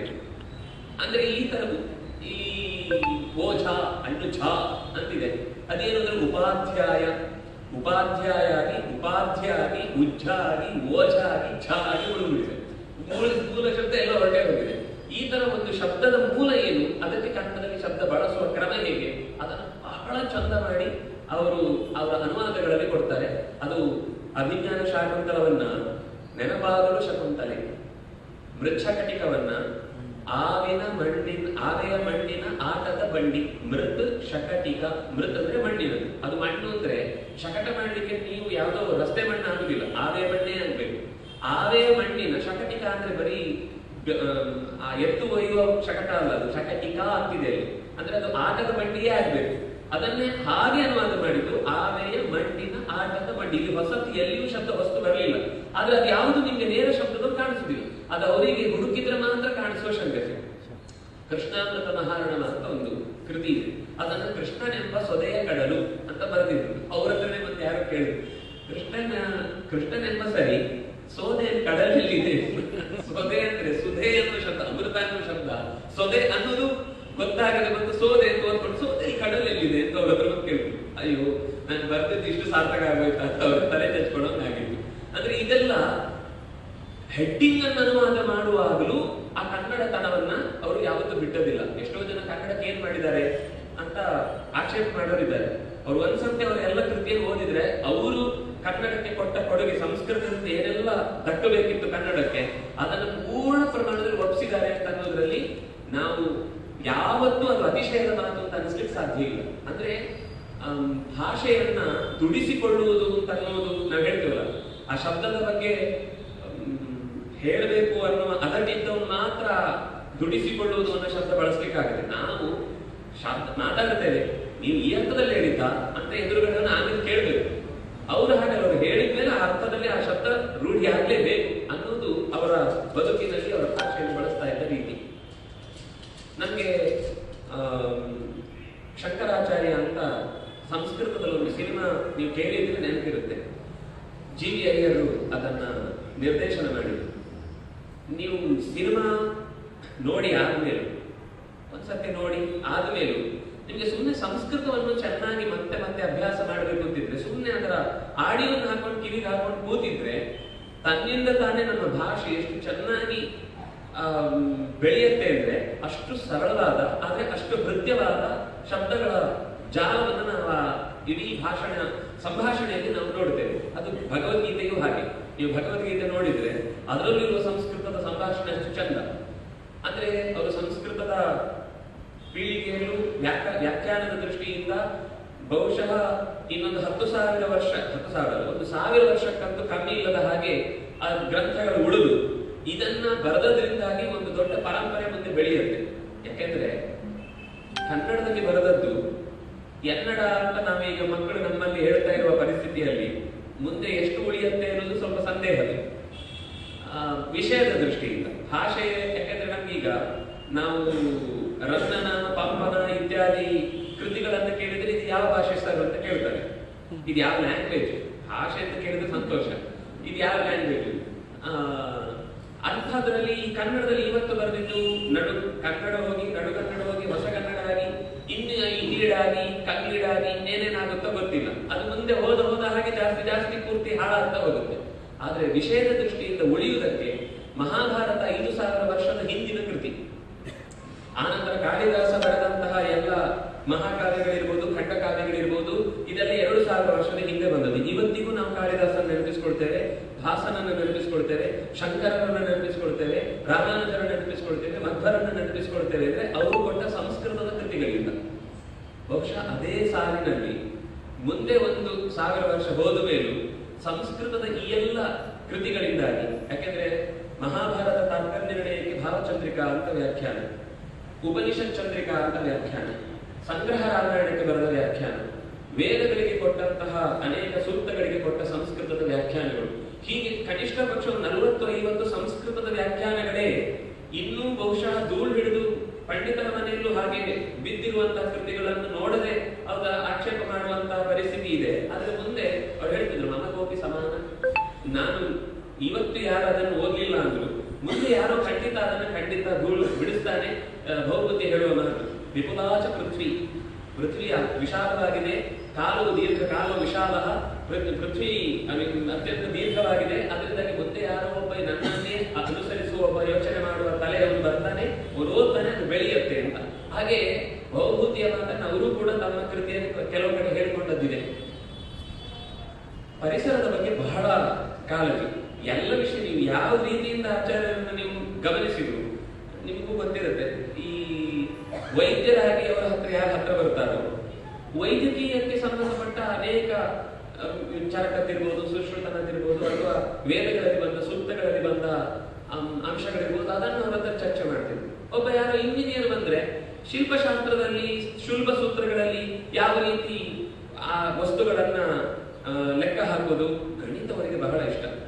ಒಂದು ಅವರಲ್ಲಿರುವ ಆ 85ರ ವಯಸ್ಸಿನಲ್ಲೂ ಯಾವತ್ತು ಯಾವ ವಿಷಯವೂ ಗ್ರಂಥದ ವಿಷಯದಲ್ಲಿ ಮರೆತು ಹೋಗ್ತಿರ್ಲಿಲ್ಲ. ವ್ಯಕ್ತಿಗಳ ಹೆಸರು ಕೆಲವೊಂದು ಸರ್ತಿ ಸರಿಯಾಗಿ ಕಣ್ಣಿಗೆ ಕಾಣದೇ ಇದ್ದಾಗ ಒಂದ್ ಸರ್ತಿ ನೋಡಿ ಅದನ್ನೇ ನೆನಪು ಮಾಡ್ಕೊಳ್ತಾ ಇದ್ದಿದ್ದು ಕೊನೆಯ ಒಂದು 10 ತಿಂಗಳಲ್ಲಿ. ಆದರೆ ಗ್ರಂಥದ ವಿಷಯದಲ್ಲಿ ಆಗಲಿ ಅಥವಾ ಶಾಸ್ತ್ರದ ವಿಷಯದಲ್ಲಾಗಲಿ, ಮಹಾಭಾರತ, ರಾಮಾಯಣ, ಪುರಾಣದ ವಿಷಯದಲ್ಲಾಗಲಿ ತಪ್ಪಿಯೂ ಸ್ಮೃತಿ ತಪ್ಪಿರಲಿಲ್ಲ. ಅದಕ್ಕೇನು ಕಾರಣ ಅಂತಂದ್ರೆ ಅವರೇ ಒಂದು ಹೇಳ್ತಾ ಇದ್ದ ಮಾತು, ಮನಸ್ಸು ನಮಗೆ ತುಂಬಾ ಚುರುಕಾಗಬೇಕು ಅಂದ್ರೆ ಓದಿನ ವಿಷಯದಲ್ಲಿ ಹೆಚ್ಚು ಹೆಚ್ಚು ಪ್ರಶ್ನೆಗಳಿಗೆ ಉತ್ತರ ಕಂಡು ಹಿಡಿಯುವ ಸೌಷ್ಠವ ನಮ್ಮ ತಾಕತ್ತು ಹೆಚ್ಚಬೇಕು ಅಂತಂದ್ರೆ ಅವರು ಮಾಡ್ತಾ ಇದ್ದು ಒಂದು ಸುಡೋಕೋ ದಿನ ಬಂದ ತಕ್ಷಣ ಒಂದು ಸುಡೋಕೋ ಪೇಪರ್ ಅದು ಕಂಪ್ಲೀಟ್ ಮಾಡಬೇಕು. ಎರಡನೇ ಪದಬಂಧ ಸುಡೋಕೋ 2 ಮಾಡದೆ ಅವರ ದಿನ ಕಂಪ್ಲೀಟ್ ಆಗ್ತಾ ಇರಲಿಲ್ಲ. ಬೇರೆ ಎಲ್ಲ ಬರೀತಾ ಇದ್ರು, ಓದ್ತಾ ಇದ್ರು, ಎಲ್ಲ ಮಾಡ್ತಿದ್ರು. ಅದರ ಮಧ್ಯದಲ್ಲಿ ಇದು 2 ಆಗ್ಬೇಕು. ಇದು 2 ಯಾಕೆ ಅಂದ್ರೆ ಒಂದು ಪದದ ದೃಷ್ಟಿಯಿಂದ ಪದ ಸಂಗ್ರಹ, ಎರಡನೇದ್ದು ಚುರುಕು. ಈ ಸುಡುಪ ಮಾಡೋದ್ರಿಂದ ನಿಮ್ಗೆ ಆ ಕೋಣೆಯಲ್ಲಿ 1, 2, 9 ಯಾಕೆ ಬರಬೇಕು, ಹೇಗೆ ಬರಬೇಕು ಅನ್ನೋದಕ್ಕೆ ಲಾಜಿಕ್ ತಲೆ ಹೊಡಿತಾ ಇರುತ್ತೆ. ಇಲ್ಲಿ ಈ ನಂಬರ್ ಬರಬೇಕು ಅಂದ್ರೆ ಮುಂದಿನ ಸಂಖ್ಯೆಯಲ್ಲಿ ಇದ್ದೇ ಬರಬೇಕು. ಅಂದ್ರೆ ಒಂದು ಶಾಸ್ತ್ರದಲ್ಲಿ ಹಿಂದೆ ಹೇಳಿದ ಯಾವುದೋ ಒಂದು ವಿಷಯ ಈ ಅರ್ಥದಲ್ಲಿ ಆ ಪದ ಬಳಕೆ ಆಗಿದೆ ಅಂದ್ಮೇಲೆ ಇನ್ನೊಮ್ಮೆ ಆ ಪದವನ್ನು ಇಲ್ಲಿ ಬಳಸಿದ್ದಾರೆ ಅಂದ್ರೆ ಅದೇ ಉಪಸಂಹಾರದ ಶಬ್ದ, ಅದರಿಂದಾಗಿ ಅದೇ ಅರ್ಥದಲ್ಲಿ ಬರಬೇಕು ಅಂತ ಒಂದು ನಿಶ್ಚಯದಲ್ಲಿ ನೆನಪು ಮಾಡಿಕೊಳ್ಳುವ ಶಕ್ತಿಯನ್ನು ಬೆಳೆಸುತ್ತದೆ. ಹಾಗೆ ಅವರು ವ್ಯಾಖ್ಯಾನದಲ್ಲಿ ಅಂತಹದ್ದೊಂದು ಎಲ್ಲೋ ಹೇಳಿದ ವಿಷಯವನ್ನು ಇನ್ನೆಲ್ಲೋ ನೆನಪಿಸಿಕೊಂಡು ಹೇಳುವ ಛಾತಿ ಕೆಲವೊಂದು ಸರ್ತಿ ಅವರ ಭಾಷಣದಲ್ಲೂ ಕೆಲವೊಂದು ಕೇಳ್ತಾ ಇದ್ರೆ ಅದಕ್ಕೆ ಕಾರಣ ಅವರಲ್ಲಿ ಇದ್ದಂತಹ ಈ ಒಂದು ಸಣ್ಣ, ನಾವು ಮಕ್ಕಳಿಗೆ ತರ್ಕ ಓದಿಸ್ಬೇಕು, ಇನ್ನೇನೋ ಮಾಡಿಸ್ಬೇಕು ಬೇಕಾಗಿಲ್ಲ. ಈ ರೀತಿಯಿಂದಲೂ ಕೂಡ ಮಕ್ಕಳನ್ನ ಅವರ ಕ್ಷೇತ್ರದಲ್ಲಿ ಚುರುಕಾಗಿ ಬೆಳೆಯುವುದಕ್ಕೆ ಇದೆರಡು ದಾರಿಯನ್ನು ನಾವು ಉಪಯೋಗಿಸಬಹುದು ಅಂತ ಅನ್ನೋದನ್ನು ಅವ್ರು ಯಾವಾಗಲೂ ಹೇಳ್ತಿದ್ರು. ಉಡುಪಿಯಲ್ಲಿ ಹೆಚ್ಚಿನ ಕಾಲ ರಾಜಾಂಗಣದಲ್ಲಿ ಪರ್ಯಾಯದ ವಿಶೇಷ ಸಂದರ್ಭಗಳಲ್ಲಿ ಅವರು ಇರ್ತಿದ್ರು. ಬಹಳ ಜನ ಹೇಳೋರು ಪರ್ಯಾಯಕ್ಕೆ ಬಹಳ ದೂರದಿಂದ ಬಂದಾಗ ಬೋರದ ಆಮೇಲಿನ ಕಾರ್ಯಕ್ರಮಗಳು ಆದ್ರೂ ಬರ್ತಿದ್ರು. ಯಾಕೆ ಅಂದ್ರೆ ಗೋವಿಂದಾಚಾರ್ಯ ನಿರೂಪಣೆ ಇರ್ತಿತ್ತು ಅಂತ. ಕೇವಲ ನಿರೂಪಣೆಗೋಸ್ಕರ ನಾನು ಹೇಳಿದ್ರೆ ಅತಿಶಯ ಅಂತ ಅನ್ನಿಸ್ಬೋದು, ಅದನ್ನ ಅನುಭವಿಸಿದ್ರೆ ಎಲ್ಲರೂ ಹೇಳುವ ಮಾತು. ಇಡೀ ಬೆಳಗ್ಗೆ 3 ಗಂಟೆಯಿಂದ ಶುರುವಾದ್ರೆ 7-7:30 ತನಕ ಆ ಕಾರ್ಯಕ್ರಮ ನಡೀತಿತ್ತು. ಯಾಕಂದ್ರೆ ಅದು ಚಂದ ನಿದ್ದೆ ಬರೋ ಸಮಯ. ಆ ಹೊತ್ತಿಗೆ ಇನ್ನೂ ಹಾಲು ನಿದ್ದೆ ದಪ್ಪ ಹೊದಿಕೆ ಸಿಕ್ಕಿದ್ರಂತ ಬೇಡ ಅನ್ಸ್ಬಿಡುತ್ತೆ. ಏನು ಅಂತಹ ಸಂದರ್ಭದಲ್ಲಿ ಅಷ್ಟು ಜನರನ್ನ, ಅದೇನು ಸಾಮಾನ್ಯ ವಿದ್ವಾಂಸರ ತಂಡ ಆಗಿದ್ರೆ ಶಾಸ್ತ್ರೀಯವಾಗಿ ಮಾತಾಡಬಹುದು. ಇದು ಒಂದೊಂದು ದಿಕ್ಕಿನಿಂದ ಒಂದೊಂದು ತರದ ಯೋಚನೆಯ ಮಂದಿ ಬಂದು ಕೂಡುವಂತಹ ಒಂದು ಮಿಕ್ಸ್ಚರ್ ಸಭೆ.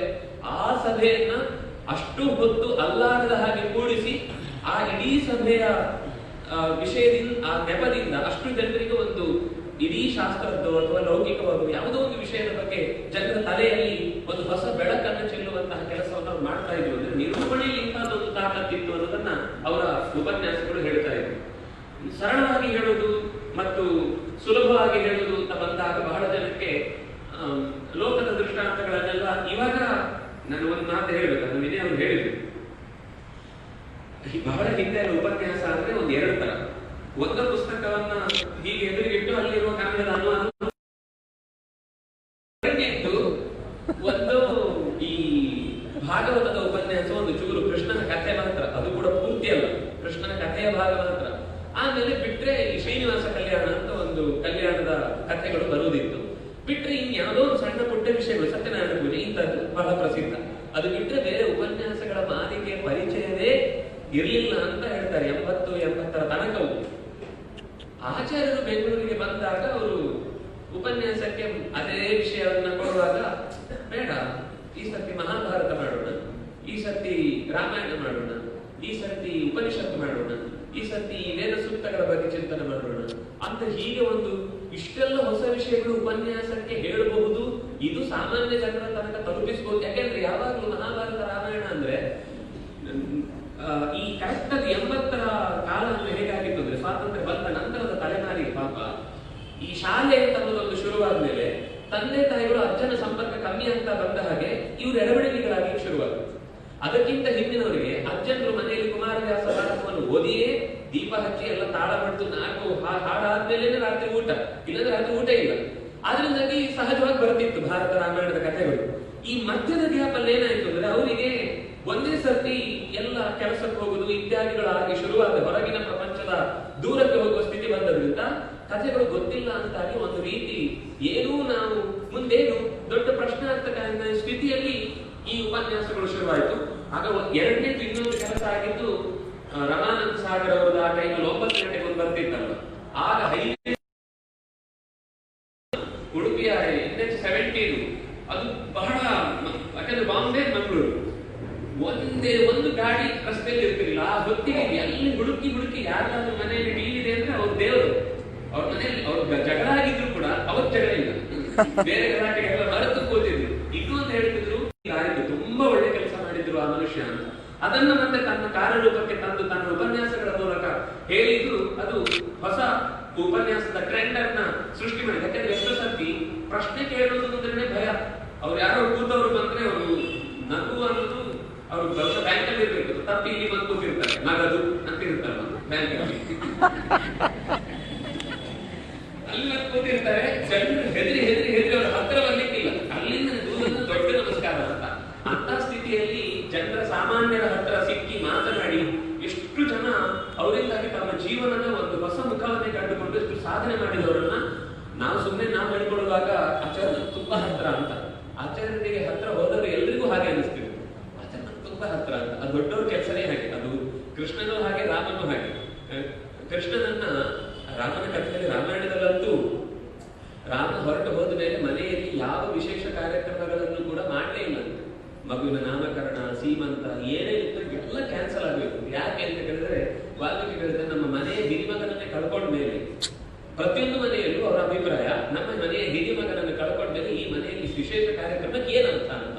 ಹಾಗೆ ಅದು ದೊಡ್ಡವರ ಉಪಾಸನೆ ಮಾಡಿ ಮಾಡಿ ಆ ದೊಡ್ಡವರಲ್ಲೂ ಅಂತದ್ದೇ ಬರುತ್ತೆ ಅನ್ನೋದಕ್ಕೆ ಗೋವಿಂದಾಚಾರ್ಯರಲ್ಲೂ ಕೂಡ ಅವ್ರು ಯಾರ ಹತ್ರ ಮಾತಾಡಿದ್ರು ಅವರಿಗೆ ನಮ್ಮ ಹತ್ರ ತುಂಬಾ ಪ್ರೀತಿ ಮಾಡ್ತಾರೆ ಅನ್ನುವ ಪ್ರೀತಿ ಅದು ಹುಟ್ಟಿ ಹರಿತಿತ್ತು. ಹಾಗೆ ಅದು ಅವರ ಭಾಷಣದಲ್ಲಿ, ಲೇಖನದಲ್ಲಿ ಅಥವಾ ಯಾವುದೋ ಒಂದು ಮನೆಯಲ್ಲಿ ಬಂದಾಗ ಅವ್ರು ಮಾಡುವ ಆಕ್ಷೇಪದಲ್ಲಿ ಎಲ್ಲದಕ್ಕೂ ಕಾಣ್ತಿತ್ತು. ಅವರ ಮನೆಯಲ್ಲಿ ಒಂದು ಯಾರೋ ಹುಲಿ ಅವರಿಗೆ ಬಿಟ್ಟು ಹೋದ್ರು ಸಾಕ್ಲಿಕ್ಕೆ ಅಂತ. ಅವರು ಇರ್ಲಿ ನಮ್ಮ ಮನೆಯಲ್ಲಿ ಇರ್ಲಿ ಅಂತ ಕೇಳಿದ್ರು. ಅದು ಸುಮಾರು ಒಂದು 8 ತಿಂಗಳು 9 ತಿಂಗಳು ಇತ್ತು ಆ ಮನೆಯಲ್ಲಿ, ತುಂಬಾ ಹಚ್ಕೊಂಡಿತ್ತು. ಈ ಮನೆಯಲ್ಲಿರುವ ಹುಡುಗರು ಇನ್ನು ಚಿಕ್ಕವರು.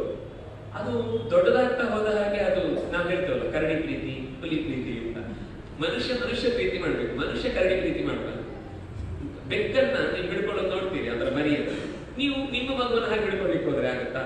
ಬೆಕ್ಕ ಹಿಡ್ಕೊಳ್ಳೋದು ಹೇಗೆ ನೋಡಿದ್ದೀರಾ? ಅದರ ಕುತ್ತಿಗೆ ಹೀಗೆ ಹಿಡ್ಕೊಂಡು ಹೋಗುತ್ತೆ. ಮನುಷ್ಯರನ್ನು ಎತ್ಕೊಂಡು ಹೋಗ್ಬೇಕು, ನಮ್ಮ ಬೆಕ್ಕಿನ ತರ ಎತ್ಕೊಂಡು ಹೋಗ್ಲಿಕ್ಕೆ ಆಗುದಿಲ್ಲ, ಅದು ತಪ್ಪು ಕೂಡ. ಈ ಮಕ್ಕಳಿಗೆ ಎಲ್ಲಿಯಾದ್ರೂ ಅದು ಮುಟ್ಟಿ ಪರಚಿ ಗಾಯ ಆದ್ರೆ ಅಂತ ಯಾರೋ ಬಂದು ಒಂದಿಷ್ಟು ಸತ್ಯ ಅವರಿಗೆ ಹೇಳಿದ್ಮೇಲೆ ಕೊನೆಗೆ ಅದು ಅವರು ಬಿಟ್ಟು ಹೋಗ್ಲಿಕ್ಕೆ ಮನಸ್ಸಿಲ್ಲ, ಅವ್ರ ಜೊತೆಗೇ ಇರ್ತಿತ್ತು ಯಾವಾಗ ಮನೆಯಲ್ಲಿದ್ದಾಗ. ಕೊನೆಗೆ ಪುತ್ತೂರಿನ ಕಾಡಿನಲ್ಲಿ ಫಾರೆಸ್ಟ್ ಆಫೀಸರ್ಸ್ ಅನ್ನೆಲ್ಲ ಮಾತಾಡಿಸಿ, ಹೌದು ಸರ್ಕಾರದಿಂದಲೂ ಮತ್ತೆ ಸುಮ್ಮನೆ ಆಕ್ಷೇಪ ಬರಬಾರದು ಅಂತ ಹೇಳಿ ಬಿಟ್ಟು ಬಂದ್ಮೇಲೆ ಅವರು 6-7 ತಿಂಗಳು ಸಿಗಲಿಲ್ಲ ಮನುಷ್ಯ. ಈಗದ ಹಾಗೆ ಸುಲಭದಲ್ಲಿ ಫೋನ್ ಮಾಡಿ ಲೆಟರ್ ಬರೆದು ಅಷ್ಟು ಗೊತ್ತಾಗ್ತಾನೆ ಇರಲಿಲ್ಲ. 6 ತಿಂಗಳು 7 ತಿಂಗಳು ಆದ್ಮೇಲೆ ಆ ವ್ಯಕ್ತಿ ಸಿಕ್ಕಿದ್ರು ಬಿಟ್ಟು ಬಂದ್ರು. ಅವರಿಗೆ ಪ್ರತಿ ದಿವಸ ತಲೆಯಲ್ಲಿ ಈ ಬಂದ ತಕ್ಷಣ ನೀವು ಹೇಗಿದ್ದೀರಿ ಕೇಳಲೇ ಇಲ್ಲ. ಆಚಾರ್ಯ ಹುಲಿ ಹೇಗಿದೆ ಅಂತ ಕೇಳಿದ್ರು. ಅವರು ಕಣ್ಣೀರು ಬಂದ್ರು. ಅದು ನಿಮ್ಮನ್ನ ಬಿಟ್ಟು ಹೋದ ಒಂದು ದಿನ ಬಿಟ್ಟು ಹೋದ ನಂತರ ಒಂದು ದಿನವೂ ನೀರು ಕುಡಿಲಿಲ್ಲ, ಆಹಾರನೂ ತಗೊಳ್ಳಿಲ್ಲ, 15 ದಿವಸದಲ್ಲೇ ಪ್ರಾಣ ಬಿಟ್ಟು ನಿಮ್ಗೆ ಹೇಳಲಿಕ್ಕೂ ಆಗಲಿಲ್ಲ, ನನ್ನ ಕ್ಷಮಿಸ್ಬಿಡಿ ಅಂತ ಆಚಾರ್ಯರು ಕರಗಿ ಬಿಟ್ಟರು.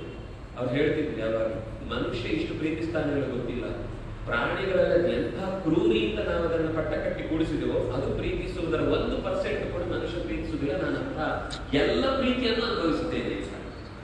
ಅವರ ಮನೆಯಲ್ಲಿ ಹಸುವಿನ ಸಾಕುವ ಕೊಟ್ಟಿಗೆಯ ಪಕ್ಕದಲ್ಲಿ ದೊಡ್ಡ ಹುಲ್ಲಿನ ಮೆದೆ ಇರ್ತಿತ್ತು.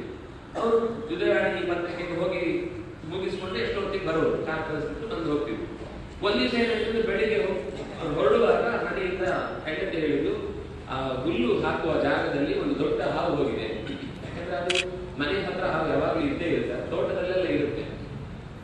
ಹಾವು ಹೋಗಿದೆ, ಹಸುವಿಗೆ ಹುಲ್ಲು ಹಾಕಲಿಕ್ಕೆ ಆಗುದಿಲ್ಲ. ನೀವು ಹೋದ್ರೆ ಮತ್ತೆ ರಾತ್ರಿ ಎಷ್ಟೊತ್ತಾಗುತ್ತೆ ಗೊತ್ತಿರಲಿಲ್ಲ, ಏನ್ ಮಾಡುದು ಗೊತ್ತಾಗ್ತಿಲ್ಲ. 4 ಹುಲ್ಲಿನ ಮೇಲೆ ಹೊರಗಾದ್ರೂ ಹಾಕಿದೆ. ಹೇಗೆ ಹಾಕುದು, ಎಲ್ಲಿದೆ ಅಂತ ಗೊತ್ತಿಲ್ಲ, ಕತ್ಲೆ. ಈಗಿನ ಹಾಗೆ ನಮ್ಗೆ ದೊಡ್ಡ ಲೈಟ್ ಹಾಕಿ ವ್ಯವಸ್ಥೆ ಇಲ್ಲ, ಅದೆಲ್ಲ ಚಿಮಣಿ ದೀಪದ ಪರಿಸ್ಥಿತಿ.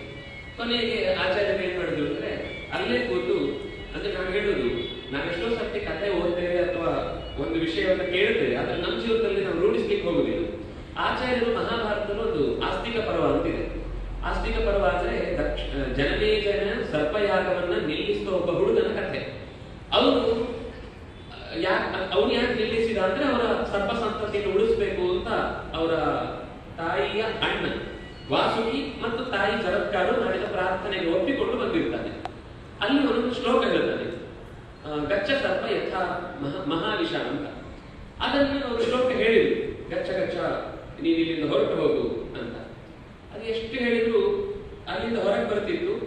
ಅದು ಒಂದು ಗೋಮೂತ್ರ ಗೋಮಯ ಹೋಗುವ ಒಂದು ತೂಬಿನಲ್ಲಿ ಅಲ್ಲಿ ತನಕ ಬರುತ್ತೆ. ಅದು ಅಲ್ಲಿ ಹೋಗಿ ನೀರು ತುಂಬಿಕೊಂಡ್ರೆ ವಾಪಸ್ಸು ಮತ್ತೆ ಅಲ್ಲೇ ಮೇಲೆ ಒಳಗೆ ಸೇರ್ಕೊತಾ ಇತ್ತು. ಅದು ಹೊರಗೆ ಹೋಗೋದು ಗೊತ್ತಾಗ್ತದೆ. ಇವರ ಬಾಗಿಲು ಹತ್ರ ನಿಂತಿದ್ದಾರೆ.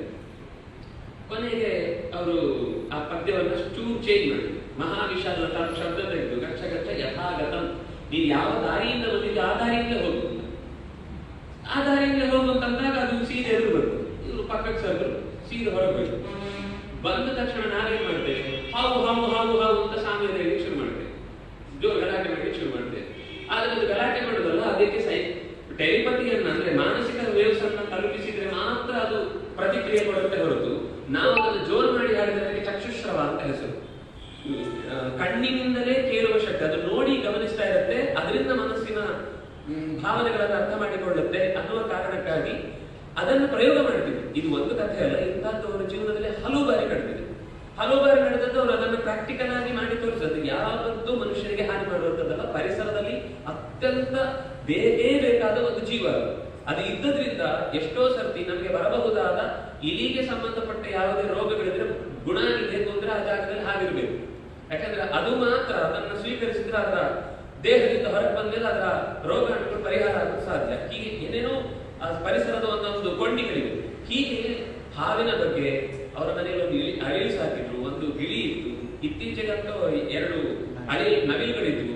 ಗುಂಡ ಅಂತ ಒಂದು ನವಿಲು, ಅದು ಕೈಯಲ್ಲಿ ಹಿಡಿದ್ರೆ ಓಡ್ ಬಂದು ಕರೆದ ತಕ್ಷಣ ಕೈಯಲ್ಲಿ ಬಂದು ಕಾಳು ತಿಂತಾ ಇತ್ತು. ಹೀಗೆ ಪರಿಸರದ ಎಲ್ಲ ಪ್ರಾಣಿಗಳನ್ನ, ಗಿಡಗಳನ್ನ, ಮರಗಳನ್ನ ಎಲ್ಲವನ್ನು ಪ್ರೀತಿಸುವ ಒಂದು ಅದಮ್ಯವಾದ ಚೇತನ ಅಂತ ಹೇಳಿದ್ರೆ ತಪ್ಪಿಲ್ಲ. ಯಾವ ದೃಷ್ಟಿಯಿಂದ ನೋಡಿದ್ರು ಒಬ್ಬ ಪರಿಸರ ಪ್ರೇಮಿಯಾಗಿ ಅಥವಾ ಒಬ್ಬ ವೈದ್ಯನಾಗಿ ಅಂತ ಹೇಳುವಾಗ ಬಹಳ ಜನಕ್ಕೆ ಅನುಭವ ಆಗುತ್ತೆ. ವೈದ್ಯ ಅಂದ್ರೆ ನಾನು ಆಪರೇಷನ್ ಮಾಡಿದ್ರು ಅಂತ ಹೇಳೋದು. ಆದ್ರೆ ಧನ್ವಂತರಿಗೆ ಜಪವನ್ನ ಮಾಡಿ ಎಷ್ಟೋ ಜನಕ್ಕೆ ಏನೇನೋ ಇದ್ದ ಸಮಸ್ಯೆಗಳನ್ನ ಕಣ್ಣೇ ಇಲ್ಲ, ನರ ದೌರ್ಬಲ್ಯದ ಸ್ಥಿತಿಯಿಂದಾಗಿ ಏನೋ ವಾಪಸ್ಸು ಮತ್ತೆ ತರಲಿಕ್ಕೆ ಸಾಧ್ಯವೇ ಇಲ್ಲ ಅಂತ ಡಾಕ್ಟರ್ ಕೈ ಬಿಟ್ಟದ್ದನ್ನ ಇವರು ವಾರಗಟ್ಟಲೆ ಜಪಿಸಿ ಮತ್ತೆ ಆ ಮಗುವಿಗೆ ಕಣ್ಣು ಬಂದಂತಹ ಪ್ರಸಂಗಗಳು ದಾಖಲೆ ಗುಲ್ಬರ್ಗದ ಇನ್ನೂ ಆ ಮನೆಯಲ್ಲಿ ಆ ಹೆಣ್ಣುಮಗಳು ಇದ್ದಾರೆ ಅಂತ ಹೇಳ್ತಾರೆ. ಅಂದ್ರೆ ಈ ತರ ಕ್ಯಾನ್ಸರ್ ಗುಣ ಆಗಿದ್ದು, ಕಣ್ಣಿನ ದೃಷ್ಟಿ ದೋಷ ಹೋದದ್ದು. ಅಂದ್ರೆ ಇದು ಪವಾಡ ಅಂತ ಅವ್ರು ಯಾವತ್ತೂ ಹೇಳ್ತಿಲ್ಲ. ಅವ್ರು ಯಾರಾದ್ರೂ ಹೀಗೆ ಶಬ್ದವಾದ ಪ್ರಯೋಗ ಮಾಡಿದ್ರೆ ಸಿಟ್ಟು ಮಾಡ್ತಿದ್ರು. ಪವಾಡ ನಿಮ್ಮ ದೇಹದಲ್ಲಿ ಪ್ರಾಣಿಕ್ ಫೋರ್ಸ್ ಇದೆ, ನೀವು ಅದನ್ನು ಸರಿಯಾಗಿ ಜಪಿಸಿದ್ರೆ ಮತ್ತು ಅದನ್ನ ಸರಿಯಾದ ರೀತಿಯಲ್ಲಿ ಎಲ್ಲಿ ಕೊಡ್ತಾ ಇದ್ದೇನೆ ಅಂತ ನಿಮ್ಗೆ ಗೊತ್ತಿರಬೇಕು. ಸುಮ್ಮನೆ ಜಪ ಮಾಡಿದ್ರೆ ಸಾಧ್ಯ ಆಗಲ್ಲ. ನಿಮ್ಮಲ್ಲಿ ಅದನ್ನ ಹೊರಕ್ಕೆ ತರಬಹುದಾದ ಅದು ಫೋರ್ಸ್ ಹೇಗೆ ಹರಿತಾ ಇದೆ ಅಂತ ಎಚ್ಚರ ಇಟ್ಟು ನೀವು ಅದನ್ನು ಇನ್ನೊಬ್ಬರಿಗೆ ಪಾಸ್ ಮಾಡಿದ್ರೆ ನೀವೇ ಸ್ವತಃ ಒಬ್ಬ ಒಳ್ಳೆಯ ವೈದ್ಯನಾಗಬಹುದು ಅಂತ ಅದು ಅವರು ತಮ್ಮ ಜಪದಿಂದ ನಿರಂತರವಾಗಿ ಅನೇಕರಿಗೆ ಆ ಪರಿಹಾರವನ್ನು ಕೊಟ್ಟು ನಮಗೆ ಆ ಭರವಸೆಯನ್ನ ತುಂಬಿದ ಕಥೆಯನ್ನು ನಾವು ಕೇಳುತ್ತೇವೆ.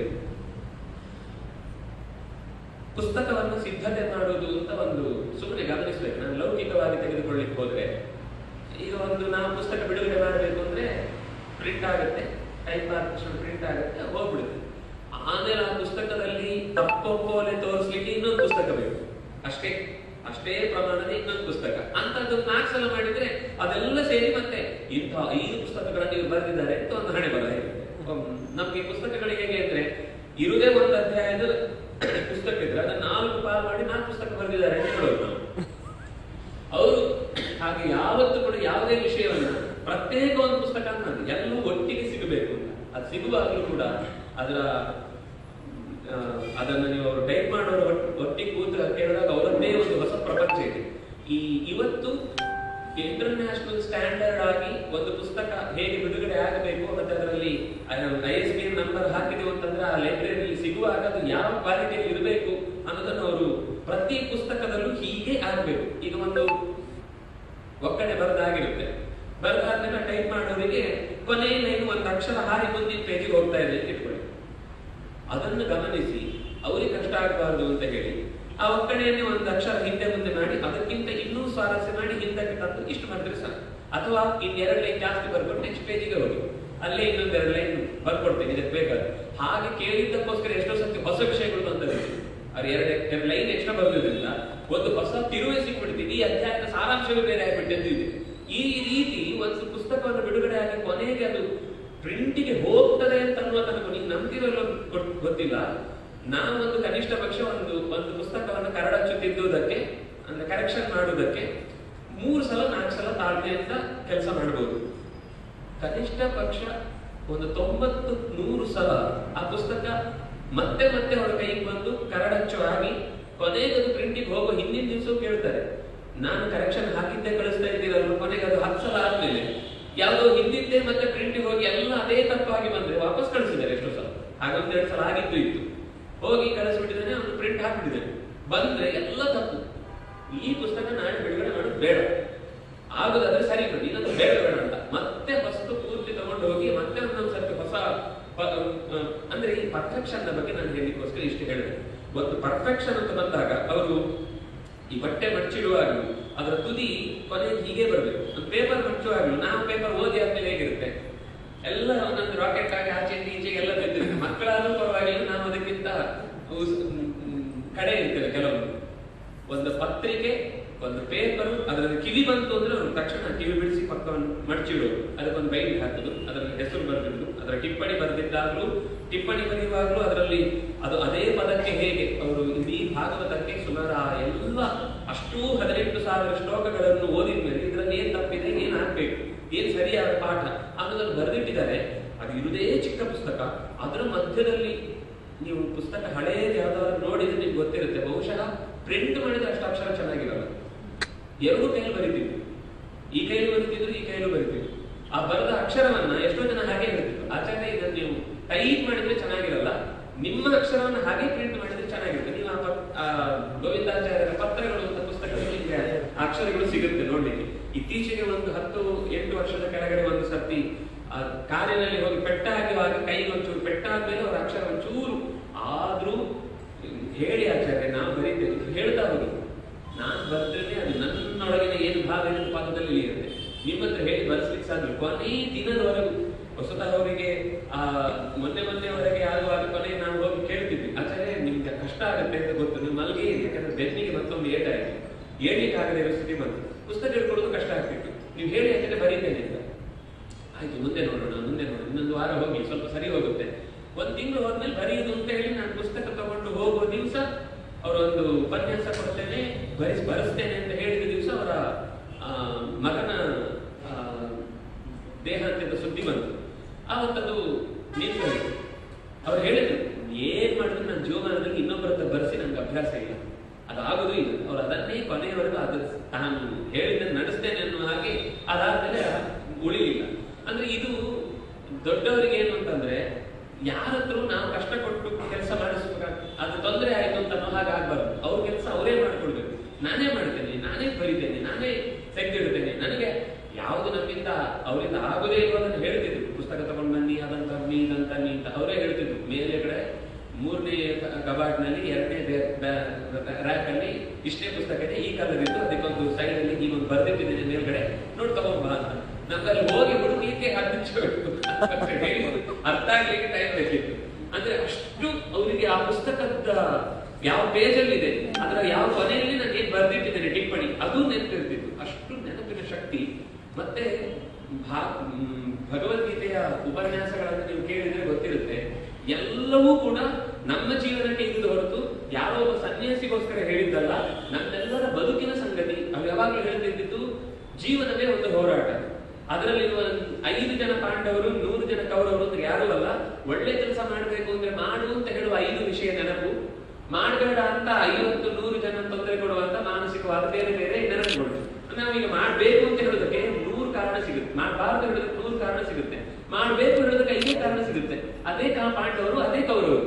ಇದು ಯಾವತ್ತೂ ನಮ್ಮ ಜೀವನದಲ್ಲಿ ಹೋರಾಟ ನಡೆಯುತ್ತೆ. ಆದ್ರೆ ನಾವು ಪಾಂಡವರ ಪಕ್ಷದಲ್ಲಿ ಕೃಷ್ಣನನ್ನು ನಿಲ್ಲಿಸಲಿಲ್ಲ, ಅದರಿಂದಾಗಿ ಕೌರವರು ಗೆದ್ಕೊಂಡು ಹೋಗ್ತಾನೆ ಇರ್ತಾರೆ. ಅದಕ್ಕೋಸ್ಕರ ನಮ್ಗೆ ಗೀತೆ ಯಾವಾಗಲೂ ನಮ್ಮ ಜೊತೆಗಿರ್ಬೇಕು. ಸಹಸ್ರನಾಮ ಮತ್ತು ಗೀತೆ ಅದು ನಮ್ಮ ಜೀವನದ ಉಸಿರು ಎಲ್ಲಿ ತನಕ ಆಗಿರುತ್ತೆ. ನೀವು ಸಮಗ್ರ ಸರ್ವಶಾಸ್ತ್ರ ಸಂಗ್ರಹವನ್ನ ಅಧ್ಯಯನ ಮಾಡಲಿಕ್ಕೆ ಆಗದೇ ಇದ್ರು ಕನಿಷ್ಠ ಪಕ್ಷ ಇದೆರಡನ್ನ ಜೀವನದಲ್ಲಿ ಚೆನ್ನಾಗಿ ಅರ್ಥೈಸಿಕೊಂಡು ರೂಢಿಸಿಕೊಳ್ಳುವ ಪ್ರಯತ್ನ ಮಾಡಿದ್ರೆ, ಕನಿಷ್ಠ ಪಕ್ಷ ಧ್ರುವ ನಕ್ಷತ್ರವನ್ನು ಮುಟ್ತೇವೋ ಇಲ್ಲೋ ಗೊತ್ತಿಲ್ಲ, ಆದ್ರೆ ಧ್ರುವ ನಕ್ಷತ್ರದ ದಾರಿಯಲ್ಲೇ ಇರ್ತೇವೆ. ತಪ್ಪಿ ಹೋದ್ರೆ ಮತ್ತೆ ಮರಳಿ ಆ ಹೆದ್ದಾರಿಯನ್ನು ಸೇರೋದು ಬಹಳ ಕಷ್ಟ. ಹೆದ್ದಾರಿಯಲ್ಲೇ ಇದ್ದೇವೆ ಅಂದ್ರೆ ನಡೆಯುವುದು 4 ದಿವಸ ತಡ ಆಗ್ಬಹುದು, ಸೇರುವ ಗುರಿ 10 ದಿವಸ ಹಿಂದಕ್ಕೆ ಸರಿಬಹುದು. ಆದ್ರೆ ದಾರಿ ತಪ್ಪುವುದಿಲ್ಲ. ಆ ದಾರಿ ತಪ್ಪದೇ ಇರುವಂತಹ ಒಂದು ಸೂಚನೆಯನ್ನ, ಸಲಹೆಯನ್ನ ಅವರು ಯಾವತ್ತು ಗೀತೆ ಮತ್ತು ಸಹಸ್ರನಾಮದ ಅಧ್ಯಯನದಲ್ಲಿ ಇದೆ ಅನ್ನುವ ಎಚ್ಚರಿಕೆಯನ್ನು ಕೊಡ್ತಾ ಇದ್ರು. ಅವರ ಬಹಳ ಮುಖ್ಯವಾದ ಇನ್ನೊಂದು ಸಂಗತಿ ಹೇಳಬೇಕಾದದ್ದು ಇವತ್ತಿಲ್ಲ. ಮ್ಯಾನುಸ್ಕ್ರಿಪ್ಟಾಲಜಿ ಅನ್ನುವ ಕಥೆಯೇ ನಮ್ಗೆ ಅರ್ಥ ಆಗ್ಲಿಕ್ಕೆ ಸಾಧ್ಯ ಇಲ್ಲ. ಇವತ್ತೇನಿದ್ರು ಕೂಡ ನಮ್ಗೆ ನೋಟ್ಸು ಅಂತಂದ್ರೆ ಬರ್ಕೊಳ್ಳಿಕ್ಕೂ ಸಮಯ ಒಂದು ಫೋಟೋ ಕಳಿಸ್ಕೊಡು ಅಂತ. ನಮ್ಗೆ ಎಷ್ಟು ಬಂದ್ರೆ ನಂಬರು ಹೇಳ್ತೇನೆ, ಬರ್ಕೊಳ್ಳಿ ಅಂದ್ರೆ ಇದೆ ಮೆಸೇಜ್ ಮಾಡ್ಬಿಟ್ಟು ಅಂತ. ನಮ್ಗೆ ಅಷ್ಟೂ ಕೂಡ ತಾಳ್ಮೆ ಇಲ್ಲ. ಅಂಥದ್ರಲ್ಲಿ ಸುಮಾರು 700 ವರ್ಷಗಳ ಹಿಂದಿನ ಮ್ಯಾನುಸ್ಕ್ರಿಪ್ಟ್ಗಳನ್ನು ಅವರು ಮಠದಲ್ಲಿ ಪೂಜೆಗೆ ಇರ್ತಿತ್ತು. ಅದನ್ನು ತೆಗೆದಿಟ್ಟು ಅದೆಲ್ಲವನ್ನೂ ಕೂಡ, ಈಗ ನಾನು ಭಾಗವತ ಹೇಳಿದ್ನಲ್ಲ, ಭಾಗವತವೂ ಹಾಗೆ ಮಹಾಭಾರತವೂ ಹಾಗೆ ಎಲ್ಲೆಲ್ಲಿಯೋ ಅವರು ಬಹುಶಃ ಮಠಗಳಲ್ಲಿದ್ದ ಅಷ್ಟೂ ಮ್ಯಾನುಸ್ಕ್ರಿಪ್ಟ್ಗಳ ಧೂಳನ್ನ ಜಾಡಿಸಿದವರು ಅವರೊಬ್ಬರೇ. ಜಾಡಿಸಿ ಮತ್ತೆ ಅದನ್ನು ಚೆನ್ನಾಗಿ ಮೊದಲಿನ ಹಾಗೆ ಅದಕ್ಕೆ, ಯಾಕಂದ್ರೆ ಅದು ತಂಬಾಕು ಇತ್ಯಾದಿಗಳ ಪುಡಿ ಹಾಕಿಟ್ರೆ ಮಾತ್ರ ಅದು ಹುಳಬಹುದಿಲ್ಲ. ನೀವು ಹೋಗಿ ನೋಡಿದ್ರೆ ಇವತ್ತಿಗೂ ಅವ್ರು ಕಟ್ಟಿಟ್ಟ ಹಾಗೆ ಬರ್ಲಿಟ್ಟ ಹಾಗೆ ನಮ್ಗೆ ಕಾಣಿಸುತ್ತೆ, ಗೊತ್ತಾಗುತ್ತೆ ಅವ್ರ ಅಕ್ಷರ ಅಂತ. ಎಲ್ಲ ಕಡೆ ಎಲ್ಲ ಮಠದಲ್ಲಿ ಎಲ್ಲಿಯೇ ಹೋದ್ರು, ಕೇವಲ ಇಲ್ಲಿ ಅಂತಲ್ಲ, ಯಾವುದೇ ಓರಿಯೆಂಟಲ್ ಲೈಬ್ರರಿಗಳಿರ್ತಾವ, ಮೈಸೂರು, ಮದ್ರಾಸು, ಕೇರಳದ ಕೊಟ್ಟಾಯದಲ್ಲಿ ಇರುವಂತದ್ದು, ಎಲ್ಲದರಲ್ಲೂ ಹೋದ್ರೆ ಎಲ್ಲ ಬರ್ಕೊಂಡು ಬರುದು. ಇಂತಿಂತ ಗ್ರಂಥಗಳು, ಇಂತಿಂತ ಪುಸ್ತಕದ ವಿಷಯಗಳು ಇಷ್ಟಿಷ್ಟು ಸಿಗುತ್ತೆ, ಇದನ್ನು ನಾವು ಇನ್ಯಾವುದಾದ್ರೂ ಬೇಕು ಅಂದ್ರೆ. ಯಾವುದೋ ಒಂದು ಸತಿ ಉಷಾಹರಣ ಅಂತ ಒಂದು ಪುಸ್ತಕದ ಬಗ್ಗೆ ನನಗೆ ಬೇಕು ಅಂತ ಮಾತು ಬಂತು. ಆಚಾರ್ಯ ಹೇಳಿದ್ರು ಅದು ಕೇರಳದಲ್ಲಿ ಇಂಥ ಲೈಬ್ರರಿ ಇದೆ, ಹೋಗಿ ಕೇಳಿ. ಅವನಿಗೆ ಗೊತ್ತಿಲ್ಲ. ಅವರು ಹೇಳಿದ ಒಂದು ಪಟ್ಟಿಯಲ್ಲಿ ನಾವು ಹುಡುಕಿದ್ವಿ. ಕೊನೆಗೆ ನೋಡಿದ್ರೆ ಆ ಪಟ್ಟಿಯಲ್ಲಿ ಇತ್ತು. ಕೊನೆಗೆ ಅದನ್ನ ನಾವು ಜೆರಾಕ್ಸ್ ಮಾಡಿಕೊಂಡು ಆಚಾರ್ಯರಿಗೆ ತಂದು ಕೊಡ್ಬೇಕಾಯ್ತು. ಅಂದ್ರೆ ಅವರು ಎಲ್ಲೋ ನೋಡಿದ್ವಿ, ಯಾವತ್ತವರ 45-50 ವರ್ಷದ ಹಿಂದೆ ನೋಡಿದ ಕತೆ ಈಗ ಯಾವತ್ತೋ ಹೇಳಿದ್ರೆ ಅದು ಆ ಪುಸ್ತಕದ ನಂಬರ್ ಹಾಗೆ ಇತ್ತು ಅನ್ನೋದು ನಮ್ಮ ಅದೃಷ್ಟ. ಖಂಡಿಗೆ ಅದು ಪುಸ್ತಕನೇ ಹಾರಿ ಹೋಗಿರ್ಲಿಲ್ಲ ಅನ್ನೋದು ಅದೃಷ್ಟ. ಈ ತರ ಒಂದು ಮ್ಯಾನುಸ್ಕ್ರಿಪ್ಟಾಲಜಿಯ ಕೆಲಸ, ಅದು ಪುಡಿಯಾಗಿ ಬಿದ್ದದನ್ನು ಜೋಡಿಸಿ ಸುಮಾರು 20 ವರ್ಷಗಳ ಕಾಲ ನಿರಂತರ ಕೆಲಸ ಮಾಡಿದ್ದು ಸರ್ವಮೂಲ ಶುದ್ಧ ಪಾಠದ ಕೃತಿಯನ್ನ ಅವರು ಲೋಕಕ್ಕೆ ಕೊಟ್ಟರು. 5 ಸಂಪುಟಗಳನ್ನ ಸುಮಾರು 40 ವರ್ಷದ 20 ವರ್ಷ ನಿರಂತರ ಅದನ್ನ ಟ್ರಾನ್ಸ್ಕ್ರೈಬ್ ಮಾಡಿದ್ದು, ಲಿಪ್ಯಂತರಗೊಳಿಸ್ಬೇಕು, ಇಲ್ಲಿಂದ ಆಚೆಗೆ ತರಬೇಕಲ್ಲ. ಯಾಕಂದ್ರೆ ಅಲ್ಲಿಂದ ತುಳು ಲಿಪಿಯಲ್ಲಿ ಓದೋದೇ ಕಷ್ಟ. ನಮ್ಗೆ ಅದು ಲಿಪಿ ಆಗುತ್ತೆ ಗೊತ್ತಾಗ್ಲಿಕ್ಕೆ ಮತ್ತೊಂದು ಸಾಹಸ ಇದೆ. ಅದು ನೀವಾರಿಯೋ, ಮೈಥಿಲಿಯೋ, ಗ್ರಂಥನೋ, ಶಾರದನೋ ಏನಂತ ಗೊತ್ತಾಗ್ಲಿಕ್ಕೆ ಸ್ವಲ್ಪ ತಲೆ ಕೆಡಿಸ್ಕೊಳ್ಬೇಕು. ಅಂಥದ್ರಲ್ಲಿ ಅದರಲ್ಲೆಲ್ಲ ಇರುವ ವೈಶಿಷ್ಟ್ಯಗಳನ್ನ ತೆಗೆದು ಹಾಕಿ ಹೊಸತ್ತು ಅಂದ್ರೆ ಬಹಳ ಅಪರೂಪದವರು ತನ್ನ ಸಂಶೋಧನೆಯಿಂದ ಸಂಸ್ಕೃತದ ಅನೇಕ ವ್ಯಾಕರಣದ ಹೊಸ ಪ್ರಯೋಗಗಳಿಗಿರುವ ಸೌಂದರ್ಯವನ್ನ ಎತ್ತಿ ತೋರಿಸಿದ್ರು ತಮ್ಮ ಕೃತಿಗಳಲ್ಲಿ. ಅದು ಸಂಸ್ಕೃತದ ವ್ಯಾಕರಣಗಳಲ್ಲಿ, ಸಂಸ್ಕೃತದ ವ್ಯಾಖ್ಯಾನಗಳಲ್ಲಿ ಹೆಚ್ಚು ನಮಗಂತ ನೋಡ್ಲಿಕ್ಕೆ ಸಿಗುತ್ತೆ.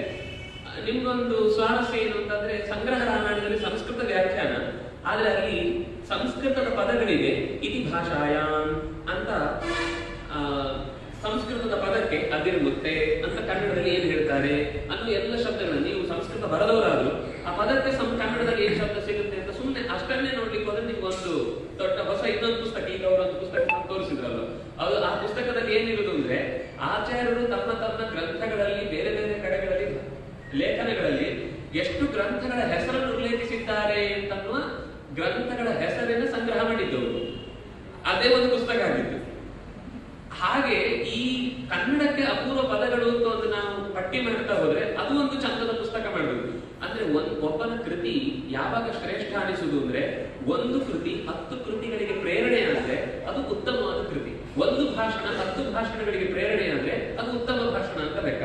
ಆಚಾರ್ಯರ ಭಾಷಣವಾಗಲಿ ಕೃತಿ ಆಗಲಿ, ಮಾತಾಗ್ಲಿ ಬರೆಹ ಆಗ್ಲಿ, ಎರಡೂ ಕೂಡ ಮತ್ತೆ 10 ಸರ್ತಿ ನಮ್ಮನ್ನ ಯೋಚನೆಗೆ ಈಡು ಮಾಡುವಂತೆ ನಮ್ಮಲ್ಲೂ ಅದೇ ತರದ. ಈಗ ಎಷ್ಟೋ ಜನರು ಉಪನ್ಯಾಸ ಕೇಳಿದ್ಮೇಲೆ ಆ ಭಾಷಣವನ್ನೇ ನಾವು ಇನ್ನೊಮ್ಮೆ ಮಾಡುವಷ್ಟು ಖುಷಿ ಆಗೋದಷ್ಟೇ ಬಿಟ್ರೆ, ಗೋವಿಂದಾಚಾರ್ಯರ ಉಪನ್ಯಾಸದ ವಿಶೇಷತೆ ಏನು ಅಂದ್ರೆ, ಆ ಉಪನ್ಯಾಸವನ್ನು ಚೆನ್ನಾಗಿ ಕೇಳ್ಕೊಂಡ್ರೆ ಅದೇ ತರದ 10 ಯೋಚನೆಗಳು ಬೇರೆ ಕಡೆ ನಾವು ಎಲ್ಲಿ ಹುಡುಕಬಹುದು, ಈ ತರ ಇಲ್ಲಿ ಯಾಕೆ ನಾವು ಅರ್ಥ ಮಾಡಬಾರದು ಅನ್ನುವ ಒಂದು ತರದ ಕುತೂಹಲ ಚಿಕಿತ್ಸಕ ಬುದ್ಧಿಯನ್ನು ನಮ್ಮಲ್ಲಿ ಹುಟ್ಟು ಹಾಕುವ ಒಂದು, ಅದು ಸಾಮಾನ್ಯರಿಗೆ ಅತ್ಯಂತ ಸರಳವಾಗಿಯೂ ಇರುತ್ತೆ. ಅತ್ಯಂತ ಬುದ್ಧಿವಂತಿಕೆಯಿಂದ ಚೆನ್ನಾಗಿ ಹೊಸತನ್ನು ಯೋಚನೆ ಮಾಡುವವನಿಗೆ ಅಷ್ಟೇ ಕಠಿಣವಾದ ಆಹಾರವನ್ನು ಕೊಡುತ್ತೆ. ಒಂದೇ ಭಾಷಣ, ನಾನು ಹೇಳ್ತಾ ಇರೋದು 2 ಬೇರೆ ಬೇರೆ ಭಾಷಣ. ಮಕ್ಕಳಿಗೆ ಒಂದು ಭಾಷಣ, ದೊಡ್ಡವರಿಗೆ ಒಂದು ಭಾಷಣ ಅಲ್ಲ. ನಾವು ಅನ್ಕೊಳ್ಳೋದು ಏನು ಅಂದ್ರೆ, ಇದು ಪಾಪ ಸಿಂಪಲ್ ಮಾಡಿ ಹೇಳ್ತಿದ್ದಾರೆ ಆಚಾರ್ಯರು ಅಂತ. ಆದ್ರೆ ಚೆನ್ನಾಗಿ ಓದವನಿಗೆ ಅದರಲ್ಲಿ ತುಂಬಾ ಕಠಿಣವಾದ ಅಂಶವಿದೆ. ಬಾಲ ಸಂಘಮಿ ಬೋಧಯ ಕೃಷಂ ದುರ್ನಿರೂಪ ವಚನಂಚ ಪಂಡಿತೈ. ಪಂಡಿತರಿಗೆ ಅತ್ಯಂತ ಕಠಿಣವಾದ ಸಂಗತಿಗಳು, ಕಠಿಣ ಅಂದ್ರೆ ಶಬ್ದದ ಜಟಿಲತೆ ಬಗ್ಗೆ ಹೇಳ್ತಾ ಇಲ್ಲ, ಗಾಢವಾದ ಯಾವುದೋ ಒಂದು ಪ್ರಮೇಯವನ್ನ ಅತ್ಯಂತ ಸರಳವಾಗಿ ಹೇಳಿರ್ತಾರೆ. ನಮ್ಗದು ಸರಳ ಅಂತ ಸಿಪ್ಪೆ ಸುಲಿದ ಮೇಲೆ ಇಷ್ಟೇನಾ ಅಂತ ನಾವು ತಿಂದು ಬಿಡ್ತೇವೆ. ಅದ್ರ ಸಿಪ್ಪೆ ಅಂತಾನೆ ಗೊತ್ತಿಲ್ಲದೆ ಇದ್ರೆ ಆಗ ಅದನ್ನು ತಿಂದು ಅದೇ ನಾರ್ ಬಂದು ಎಳಿಲಿಕ್ಕಾಗದೆ ಕಷ್ಟಪಡ್ತಾ ಇರ್ತೇವೆ. ಯಾರು ಹೇಳ್ತಾನೆ, ಅಯ್ಯೋ ಅದು ಹಾಗಲ್ಲ ತಿನ್ನೋದು, ತೆಗೆದ್ರೆ ತಿಂದ್ರೆ ಮುಗಿಯುದು ಅಷ್ಟೇನಾ. ಆಮೇಲೆ ನಮ್ಗೆ ಅನ್ಸುತ್ತೆ, ಆದ್ರೆ ಮೊದಲೊಮ್ಮೆ ತೆಗೆದುಕೊಡುವ ತನಕ ಬೇಕಲ್ವಾ ಅಂತ ತೆಗೆಯುವ ಕಾಲದಲ್ಲಿ ತೆಗೆದುಕೊಟ್ಟು ತನ್ನದಲ್ಲ ಕಾಪಿ ಲೆಫ್ಟ್ ಅವ್ರು ಬದುಕಿದ್ದು ಯಾವಾಗಲೂ ಕೂಡ. ಇದು ನನ್ನ ಹೆಸರಿಗೆ ಎಷ್ಟೋ ಜನ ಅವರ ಪುಸ್ತಕಗಳನ್ನ, ಅವರ ಉಪನ್ಯಾಸಗಳನ್ನ ಕೇಳಿಕೊಂಡೇ ತಮ್ಮ ಮುಂದಿನ ಉಪನ್ಯಾಸಗಳು ಬರಹಗಳನ್ನ ಮಾಡಿರ್ತಾರೆ. ಎಲ್ಲಿವರೆಗೆ ಅಂದ್ರೆ, ಒಬ್ರು ಅವರ ಮಹಾಭಾರತ ತಾತ್ಪರ್ಯದ ಪುಸ್ತಕ as it is first page ಮಾತ್ರ ಬಿಟ್ಟು ಇಡೀ ಕಾಶಿ ಯೂನಿವರ್ಸಿಟಿಯಿಂದ PhD ಪ್ರಬಂಧವಾಗಿ ರೀಪ್ರಿಂಟ್ ಆಯ್ತು. ಹೆಸರು ಇವ್ರದಿಲ್ಲ, ಅವ್ರ ಹೆಸರು ಬರ್ತದೆ, ಯಾರು ಶಾಸ್ತ್ರಿಗಳು ಅಷ್ಟು ಹೆಸರು ಹಾಕಿ ಇವರ ಇಡೀ ಕೃತಿ, ಇವರು ಅಷ್ಟು ಕಷ್ಟಪಟ್ಟ 15-20 ವರ್ಷದ ಕೆಲಸವನ್ನ ಹಾಗೆ ಸರಿ ಅಲ್ಲಿ ಕೊಟ್ಟಾಗಿ ಯಾರೋ ಬಂದು ತೋರಿಸಿದ್ರು, ಆಚಾರ್ಯ ನೋಡಿ ನೀವು ಪುಸ್ತಕವನ್ನ ಬೈಂಡ್ ಸಮೇತ ಹಾಗೆ ಇದೆ, ಒಳಗಿದ್ದ ಹೆಸರು ಬರುವ ಜಾಗ ಮಾತ್ರ ಚೇಂಜ್ ಮಾಡಿದ್ದಾರೆ. ಎಷ್ಟು ಬರೆದ್ರು ಅವ್ನ ತಲೆ ಒಳಗದೇ ಇಳಿಯುವುದಿಲ್ಲ. ಹೋಗ್ಲಿ, ಅಲ್ಲಿನ 4 ಜನಕ್ಕೆ ಈ ಪುಸ್ತಕ ಒಂದು ನನ್ನ ಹೆಸರು ಅಲ್ಲದೆ ಹಾಗೆ ಒಂದು ಸಿಗುತ್ತೆ ಅಂದ್ರೆ ಹೋಗಿ ನನ್ನ ಸುಮ್ಮನೆ ಬಿಟ್ಬಿಟ್ಟು ಏನು ಹೇಳಿಲ್ಲ. ಹುಡುಗರೆಲ್ಲ ಗಲಾಟೆ ಮಾಡಿದ್ರು, ಆಚಾರ್ಯ ಕೇಸ್ ಹಾಕೋಣ, ಅಲ್ಲಿಗೆ ಹೋಗೋಣ, ನಾವು ಹೋಗ್ತೇವೆ, ನಾವು ಮಾಡ್ತೇವೆ. ಜ್ಞಾನ ನಾನು ಕೂಡ ನಾನು ಕಷ್ಟಪಟ್ಟೆ ಏನಾದ್ರು ಮಾಡಿದ್ದ, ಯಾರೋ ಹಿಂದಿನವ್ರು ಕೊಟ್ಟದನ್ನ ನಾನು ಎಡಿಟ್ ಮಾಡಿ ಇಟ್ಟಿದ್ದೇನೆ. ಅದು ಜಗತ್ತಿಗೆ ಸೇರಬೇಕಾದ ವಿಷಯ. ಅಂದ್ರೆ ಇದು ಒಬ್ಬ ಜ್ಞಾನಿಯಾದವನಿಗೆ ಮಾತ್ರ ವೈಶಾಲ್ಯ ಹೃದಯ ಬರಲು ಸಾಧ್ಯ ಆಗುತ್ತೆ. ಅಂದ್ರೆ ಇದು ಎಲ್ಲರಿಗೂ ಸೇರ್ಬೇಕಾದದ್ದು. ಆವಾಗ ನಾವು ಸಂಕುಚಿತರಾಗ್ತೇವೋ ಆವಾಗ ನಂದು ದೊಡ್ಡದು, ನಂದು ಚಿಕ್ಕದು, ಅವ್ರು ಸರಿ ಇಲ್ಲ, ನಂದು ಮಾತ್ರ ಸರಿ, ನಾವು ಬೇರೆ ಅವ್ರು ಬೇರೆ ಅನ್ನೋ ಈ ಹಠ ಹುಟ್ಟುತ್ತೆ. ಆದ್ರೆ ಯೋಚನೆ ಮಾಡಿ, ಅವರ ಮನೆಯ ಪರಿಸರದ ಯೋಚನೆಗಳೇ ಬೇರೆ, ಅವ್ರು ಬೆಳೆದು ಬಂದ ಜಾಗವೇ ಬೇರೆ, ಅದನ್ನ ನೆನಪಿಸ್ಕೊಳ್ತಾ ಇರುವ ಜನರೇ ಬೇರೆ. ಯಾರಿಗೆ ಸೇರಬೇಕಾದವರು? ಅವರೇ ಪದ್ಯದಲ್ಲಿ ಒಂದು ಕಡೆ ಹೇಳಿದ್ದು, ಬೆಳಕಿಂದ ಬಂದವನು, ಬೆಳಕನ್ನೇ ತಂದವನು, ಬೆಳಕಿಗೆ ಸಂತವನು ಅಂತ. ಯಾವತ್ತೂ ಕೂಡ ಬೆಳಕು ಅನ್ನೋದು ಯಾವ ಬೆಳಕಿನ ಜೊತೆಗೂ ಬೆರೆತು ಬಿಡುತ್ತೆ. ಬೆಳಕಲ್ಲದೆ ಇದ್ರೆ ಅದು ಯಾವತ್ತೂ ಕೂಡ ಎಲ್ಲಿಯೂ ಕೂಡ ಹೋಗುವುದಕ್ಕೆ ಸಾಧ್ಯವೇ ಆಗುದಿಲ್ಲ. ಅದು ಸುಮ್ಮನೆ ಇರುತ್ತಷ್ಟೇ, ಯಾವುದಕ್ಕೂ ಉಪಯೋಗಕ್ಕಿಲ್ಲ. ಅದು ಬೆಳಕು ಹೌದಾದ್ರೆ ಬೇರೆ ಎಲ್ಲ ಬೆಳಕಿನ ಜೊತೆಗೆ ತಾನಾಗಿ ಸೇರಿಕೊಂಡು ಒಂದಾಗಿ ಬದುಕುವಂತಹ ಒಂದು ದೊಡ್ಡತನವನ್ನು ಅವರ ಜೀವನ ನಮಗೆ ಒಂದು ದಾರಿದೀಪವನ್ನು ಹಾಕಿಕೊಟ್ಟಿದೆ. ನಾವು ಹಾಗೆ ಬದುಕಬೇಕು. ಅವರು ದೇಹದಿಂದ ಇಲ್ಲದೆ ಇರ್ಬೋದು, ಆದ್ರೆ ಮಾತಿನಿಂದ ಬರೆಹದಿಂದ ನಮ್ಮ ಜೊತೆಗೆ ಸದಾ ಇದ್ದಾರೆ. ಬೇಸರ ಆಗದಂತೆ ಬದುಕಬೇಕು ಅಂತಾನೆ ಅವ್ರು ಹೇಳಿಕೊಟ್ಟರು. ಯಾಕೆಂದ್ರೆ ಹೊಸ ಬಟ್ಟೆಯನ್ನ ಉಡಬೇಕು ಅಂತ ನಮ್ಗೆ ಆಸೆ ಇರುವುದಾದ್ರೆ ಹಳೆ ಬಟ್ಟೆಯನ್ನು ಬಿಡುವ ಧೈರ್ಯವನ್ನು ಮೊದಲು ತೋರಲೇಬೇಕು. ಅದಿದೆ ಅನ್ನೋದನ್ನೇ ಅವರೇ ತಮ್ಮ ಜೀವನದಲ್ಲಿ ತೋರಿಸಿಕೊಟ್ಟದ್ದಾರಿಂದಾಗಿ ಆ ನೇರ ವ್ಯಕ್ತಿಶಃ ಹೋಗಿ ಮಾತಾಡ್ಲಿಕ್ಕೆ ಆಗ್ತಾ ಇಲ್ಲ ಅನ್ನೋದೊಂದು ದುಃಖ. ಅದು ಅರ್ಜುನನು ಇದೇ ಹೇಳಿದ್ರು. ದ್ರೋಣಾಚಾರ್ಯರಾಗಿ ಭೀಷ್ಮಾಚಾರ್ಯರಾಗಿ ನಮ್ಗೆ ಸಿಗಲ್ಲಲ್ವಾ, ನೀವು ಆತ್ಮರೀತ್ಯ ಅಂತ ಹೇಳಪ್ಪ, ಅದ್ರ ಹಾಗೆ ಸಿಗಲ್ಲ. ಅದಕ್ಕೆ ಅವನು ಹೇಳಿದ ತಸ್ಮಾತ್ ಅಪರಿಹಾರ್ಯತೆ ಮತ್ತು ಶೋಚಿತ ಮನಸ್ಸು. ಒಬ್ಬ ಫ್ರೆಂಡ್ ಇರ್ತಾನೆ, ಅವ್ನು ಹೊಡೆದು ಮಾತಾಡಿಸಿ ಅಭ್ಯಾಸ ನಮಗೆ, ಅವನ ಫ್ರೆಂಡ್ಶಿಪ್ ಕಳ್ಕೊಳ್ಳಿಕ್ಕೆ ಇಷ್ಟ ಇಲ್ಲ. ಆಗ ಅವ್ನು ಬಂದಾಗ ಪೆಟ್ಟಿದ್ದು ನಮ್ಗೆ ಇಷ್ಟೇ, ಅದು ಬೇಕದು, ಏನು ಮಾಡ್ಲಿಕ್ಕೆ ಆಗಲ್ಲ. ಅವನು ಗೊತ್ತಿಲ್ಲದೆ ಹೊಡೆದ್ರೆ ಮಾತ್ರ ಒಂದ್ಸರ್ತಿ ಜೀವ ಬಾಯ ಬಂದಾಗುತ್ತೆ. ಆದ್ರೆ ಅವ್ರು ಬರ್ತಾರೆ ಬೆತ್ತಿಗೊಂದು ಹಾಡ ಕಟ್ಕೊಂಡು ನಿಂತ ಹಾಗೆ ಗಟ್ಟಿ ಅವನಿಗೆ ಒಂದು ಹೊಡಿತಾನೆ ನಾನು ತಿರ್ತೇನೆ ಅಂತ. ಹಾಗೆ ಕೆಲವು ಅನಿವಾರ್ಯ ಇರುತ್ತೆ. ಹಾಗೆ ದೇಹವನ್ನು ತೊರೆಯುವುದು ಒಂದು ಅನಿವಾರ್ಯ. ಆ ಅನಿವಾರ್ಯತೆಯನ್ನು ಒಪ್ಪಿಕೊಂಡೇ ನಾವು ಬದುಕಬೇಕಾದ್ರಿಂದಾಗಿ. ಆದ್ರೆ ಜ್ಞಾನ ಯಾವತ್ತು ಸಾಯುವಂಥದ್ದಲ್ಲ. ಅವರ ಎಲ್ಲ ಚಿಂತನೆಗಳು ಕೂಡ ಬಹುಶಃ ನಾವು ಇಡೀ ಜೀವಮಾನ ಸುಮಾರು ಒಂದು 25,000 ಗಂಟೆಯ ಉಪನ್ಯಾಸಗಳು ಇನ್ನೂ ಇದೆ. ಇದು ತಂತ್ರಜ್ಞಾನ ಬೆಳೆದ ಮೇಲೆ. ತಂತ್ರಜ್ಞಾನ ಬೆಳೆಯುವ ಮುಂದೆ ಅದನ್ನ ಗೊತ್ತೇ ಇಲ್ಲದೆ ಹಾಗೆ ಉಪನ್ಯಾಸ ಈಗ ಇಲ್ಲಿ ಭಾಗವತ ಮಾಡಿದ್ದು ಇದೆಯಾ ಅನ್ನೋದು ಗೊತ್ತಿಲ್ಲ. ಇದೆಯಾ ರೆಕಾರ್ಡಿಂಗ್ ಇಲ್ಲ. ಹೀಗೆ ಅವರು ಧಾರವಾಡದಲ್ಲಿ 700-800 ಗಂಟೆ ಬೇರೆಯವರ ಕವನಗಳ ಬಗ್ಗೆ ಮಾಡಿದ್ರಂತೆ. ಅದು ಯಾವುದೂ ಇಲ್ಲ. ಹೀಗೆ ಗೊತ್ತಿರುವಂತದ್ದೇ ಇಲ್ಲ ಅನ್ನೋದು ಬೇಕಾದಷ್ಟೇ. ಇದ್ದದ್ದೇ 25,000 ನಮ್ಮ ಜೀವಮಾನದಲ್ಲಿ ದಿನಕ್ಕೊಂದು ಗಂಟೆ ಅಂತ ಇಟ್ಟುಕೊಂಡ್ರು ಬದುಕದೆ 36,000 ದಿನ ನಾವು ಪೂರ್ಣ ಬದುಕಿದ್ರೆ. ಅದರಲ್ಲಿ 25,000 ಗಂಟೆ ಉಪನ್ಯಾಸ ಇದೆ ಅಂದ್ರೆ ನಾವು ಎಷ್ಟು ಪಡ್ಕೊಳ್ಳಿಕ್ಕಿದೆ. ಬರೀ ನಾನು ಮಾತಿನ ಬಗ್ಗೆ ಹೇಳಿದೆ. ಇನ್ನು ಬರೆಯ ಪುಸ್ತಕಗಳಂತೂ ನೀವು ಯೋಚನೆ ಮಾಡಿದಷ್ಟು ಒಂದೇ ವಿಷಯವನ್ನು 10 ಸರ್ತಿ ಓದಿದ್ರು ಮತ್ತು ಒಂಚೂರು ಇನ್ನೇನು ಅರ್ಥ ಆಗಿ ಬಾಕಿ ಇದೆ ಅನ್ನಿಸುವ ರೀತಿಯ ಸಂಗತಿಗಳನ್ನ ಹೊತ್ತ ಸಂಗತಿ. ಮತ್ತು ಮೇಲೆ ಆಚಾರ್ಯರು ಯಾವತ್ತೂ ಕೂಡ ನಮ್ಮ ಜೊತೆ ಜೀವಂತ ಇದ್ದಾರೆ. ಆದ್ರೆ ಅದು ಜೀವಂತಿಗೆ ಉಳಿದು ಯಾವಾಗ ಅಂದ್ರೆ ನಾವು ಸ್ವಲ್ಪ ಕೇಳುವುದು ಓದುವುದನ್ನ ತೊಡಗಿಸಿಕೊಳ್ಬೇಕು. ನಾವು ಹೊಸ ಪೀಳಿಗೆಯವರು ಇವತ್ತು ಓದುವುದು ಅನ್ನೋದು ಸ್ವಲ್ಪ ಕಷ್ಟದ ಸಂಗತಿ ಆಗಿದೆ. ಕನಿಷ್ಠ ಪಕ್ಷ ಕೇಳುವುದಾದ್ರೂ ಹೆಚ್ಚು ಮಾಡಿದ್ರೆ ಓದುವ ಕಡೆಗೆ ಆಚಾರ್ಯರ ಮಾತು ನಮ್ಮನ್ನು ಖಂಡಿತ ಕರ್ಕೊಂಡು ಹೋಗುತ್ತೆ. ಹಾಗೆ ಹೋಗ್ಲಿ, ಆ ಮೂಲಕ ನಮ್ಮ ಭಾವನನ್ನ ಅವರಿಗೆ ಪೂರ್ಣವಾಗಿ ಸಮರ್ಪಣೆಗೊಳ್ಳಲಿ ಅಂತ ಹೇಳ್ತಾ, ಏನಾದ್ರೂ ಹಿತವಾದದ್ದು ಒಳ್ಳೆಯದಿದ್ರೆ ಅದು ಗುರುಗಳ ಅನುಗ್ರಹದಿಂದ ಬಂದದ್ದು. ಅಪ್ಪಿತಪ್ಪಿ ಏನಾದ್ರೂ ತಪ್ಪು ಮಾತಾಡಿದ್ರೆ ಅದು ನನ್ನದೇ ದೋಷ ಅಂತ ಹೇಳ್ತಾ ಶ್ರೀಕೃಷ್ಣ.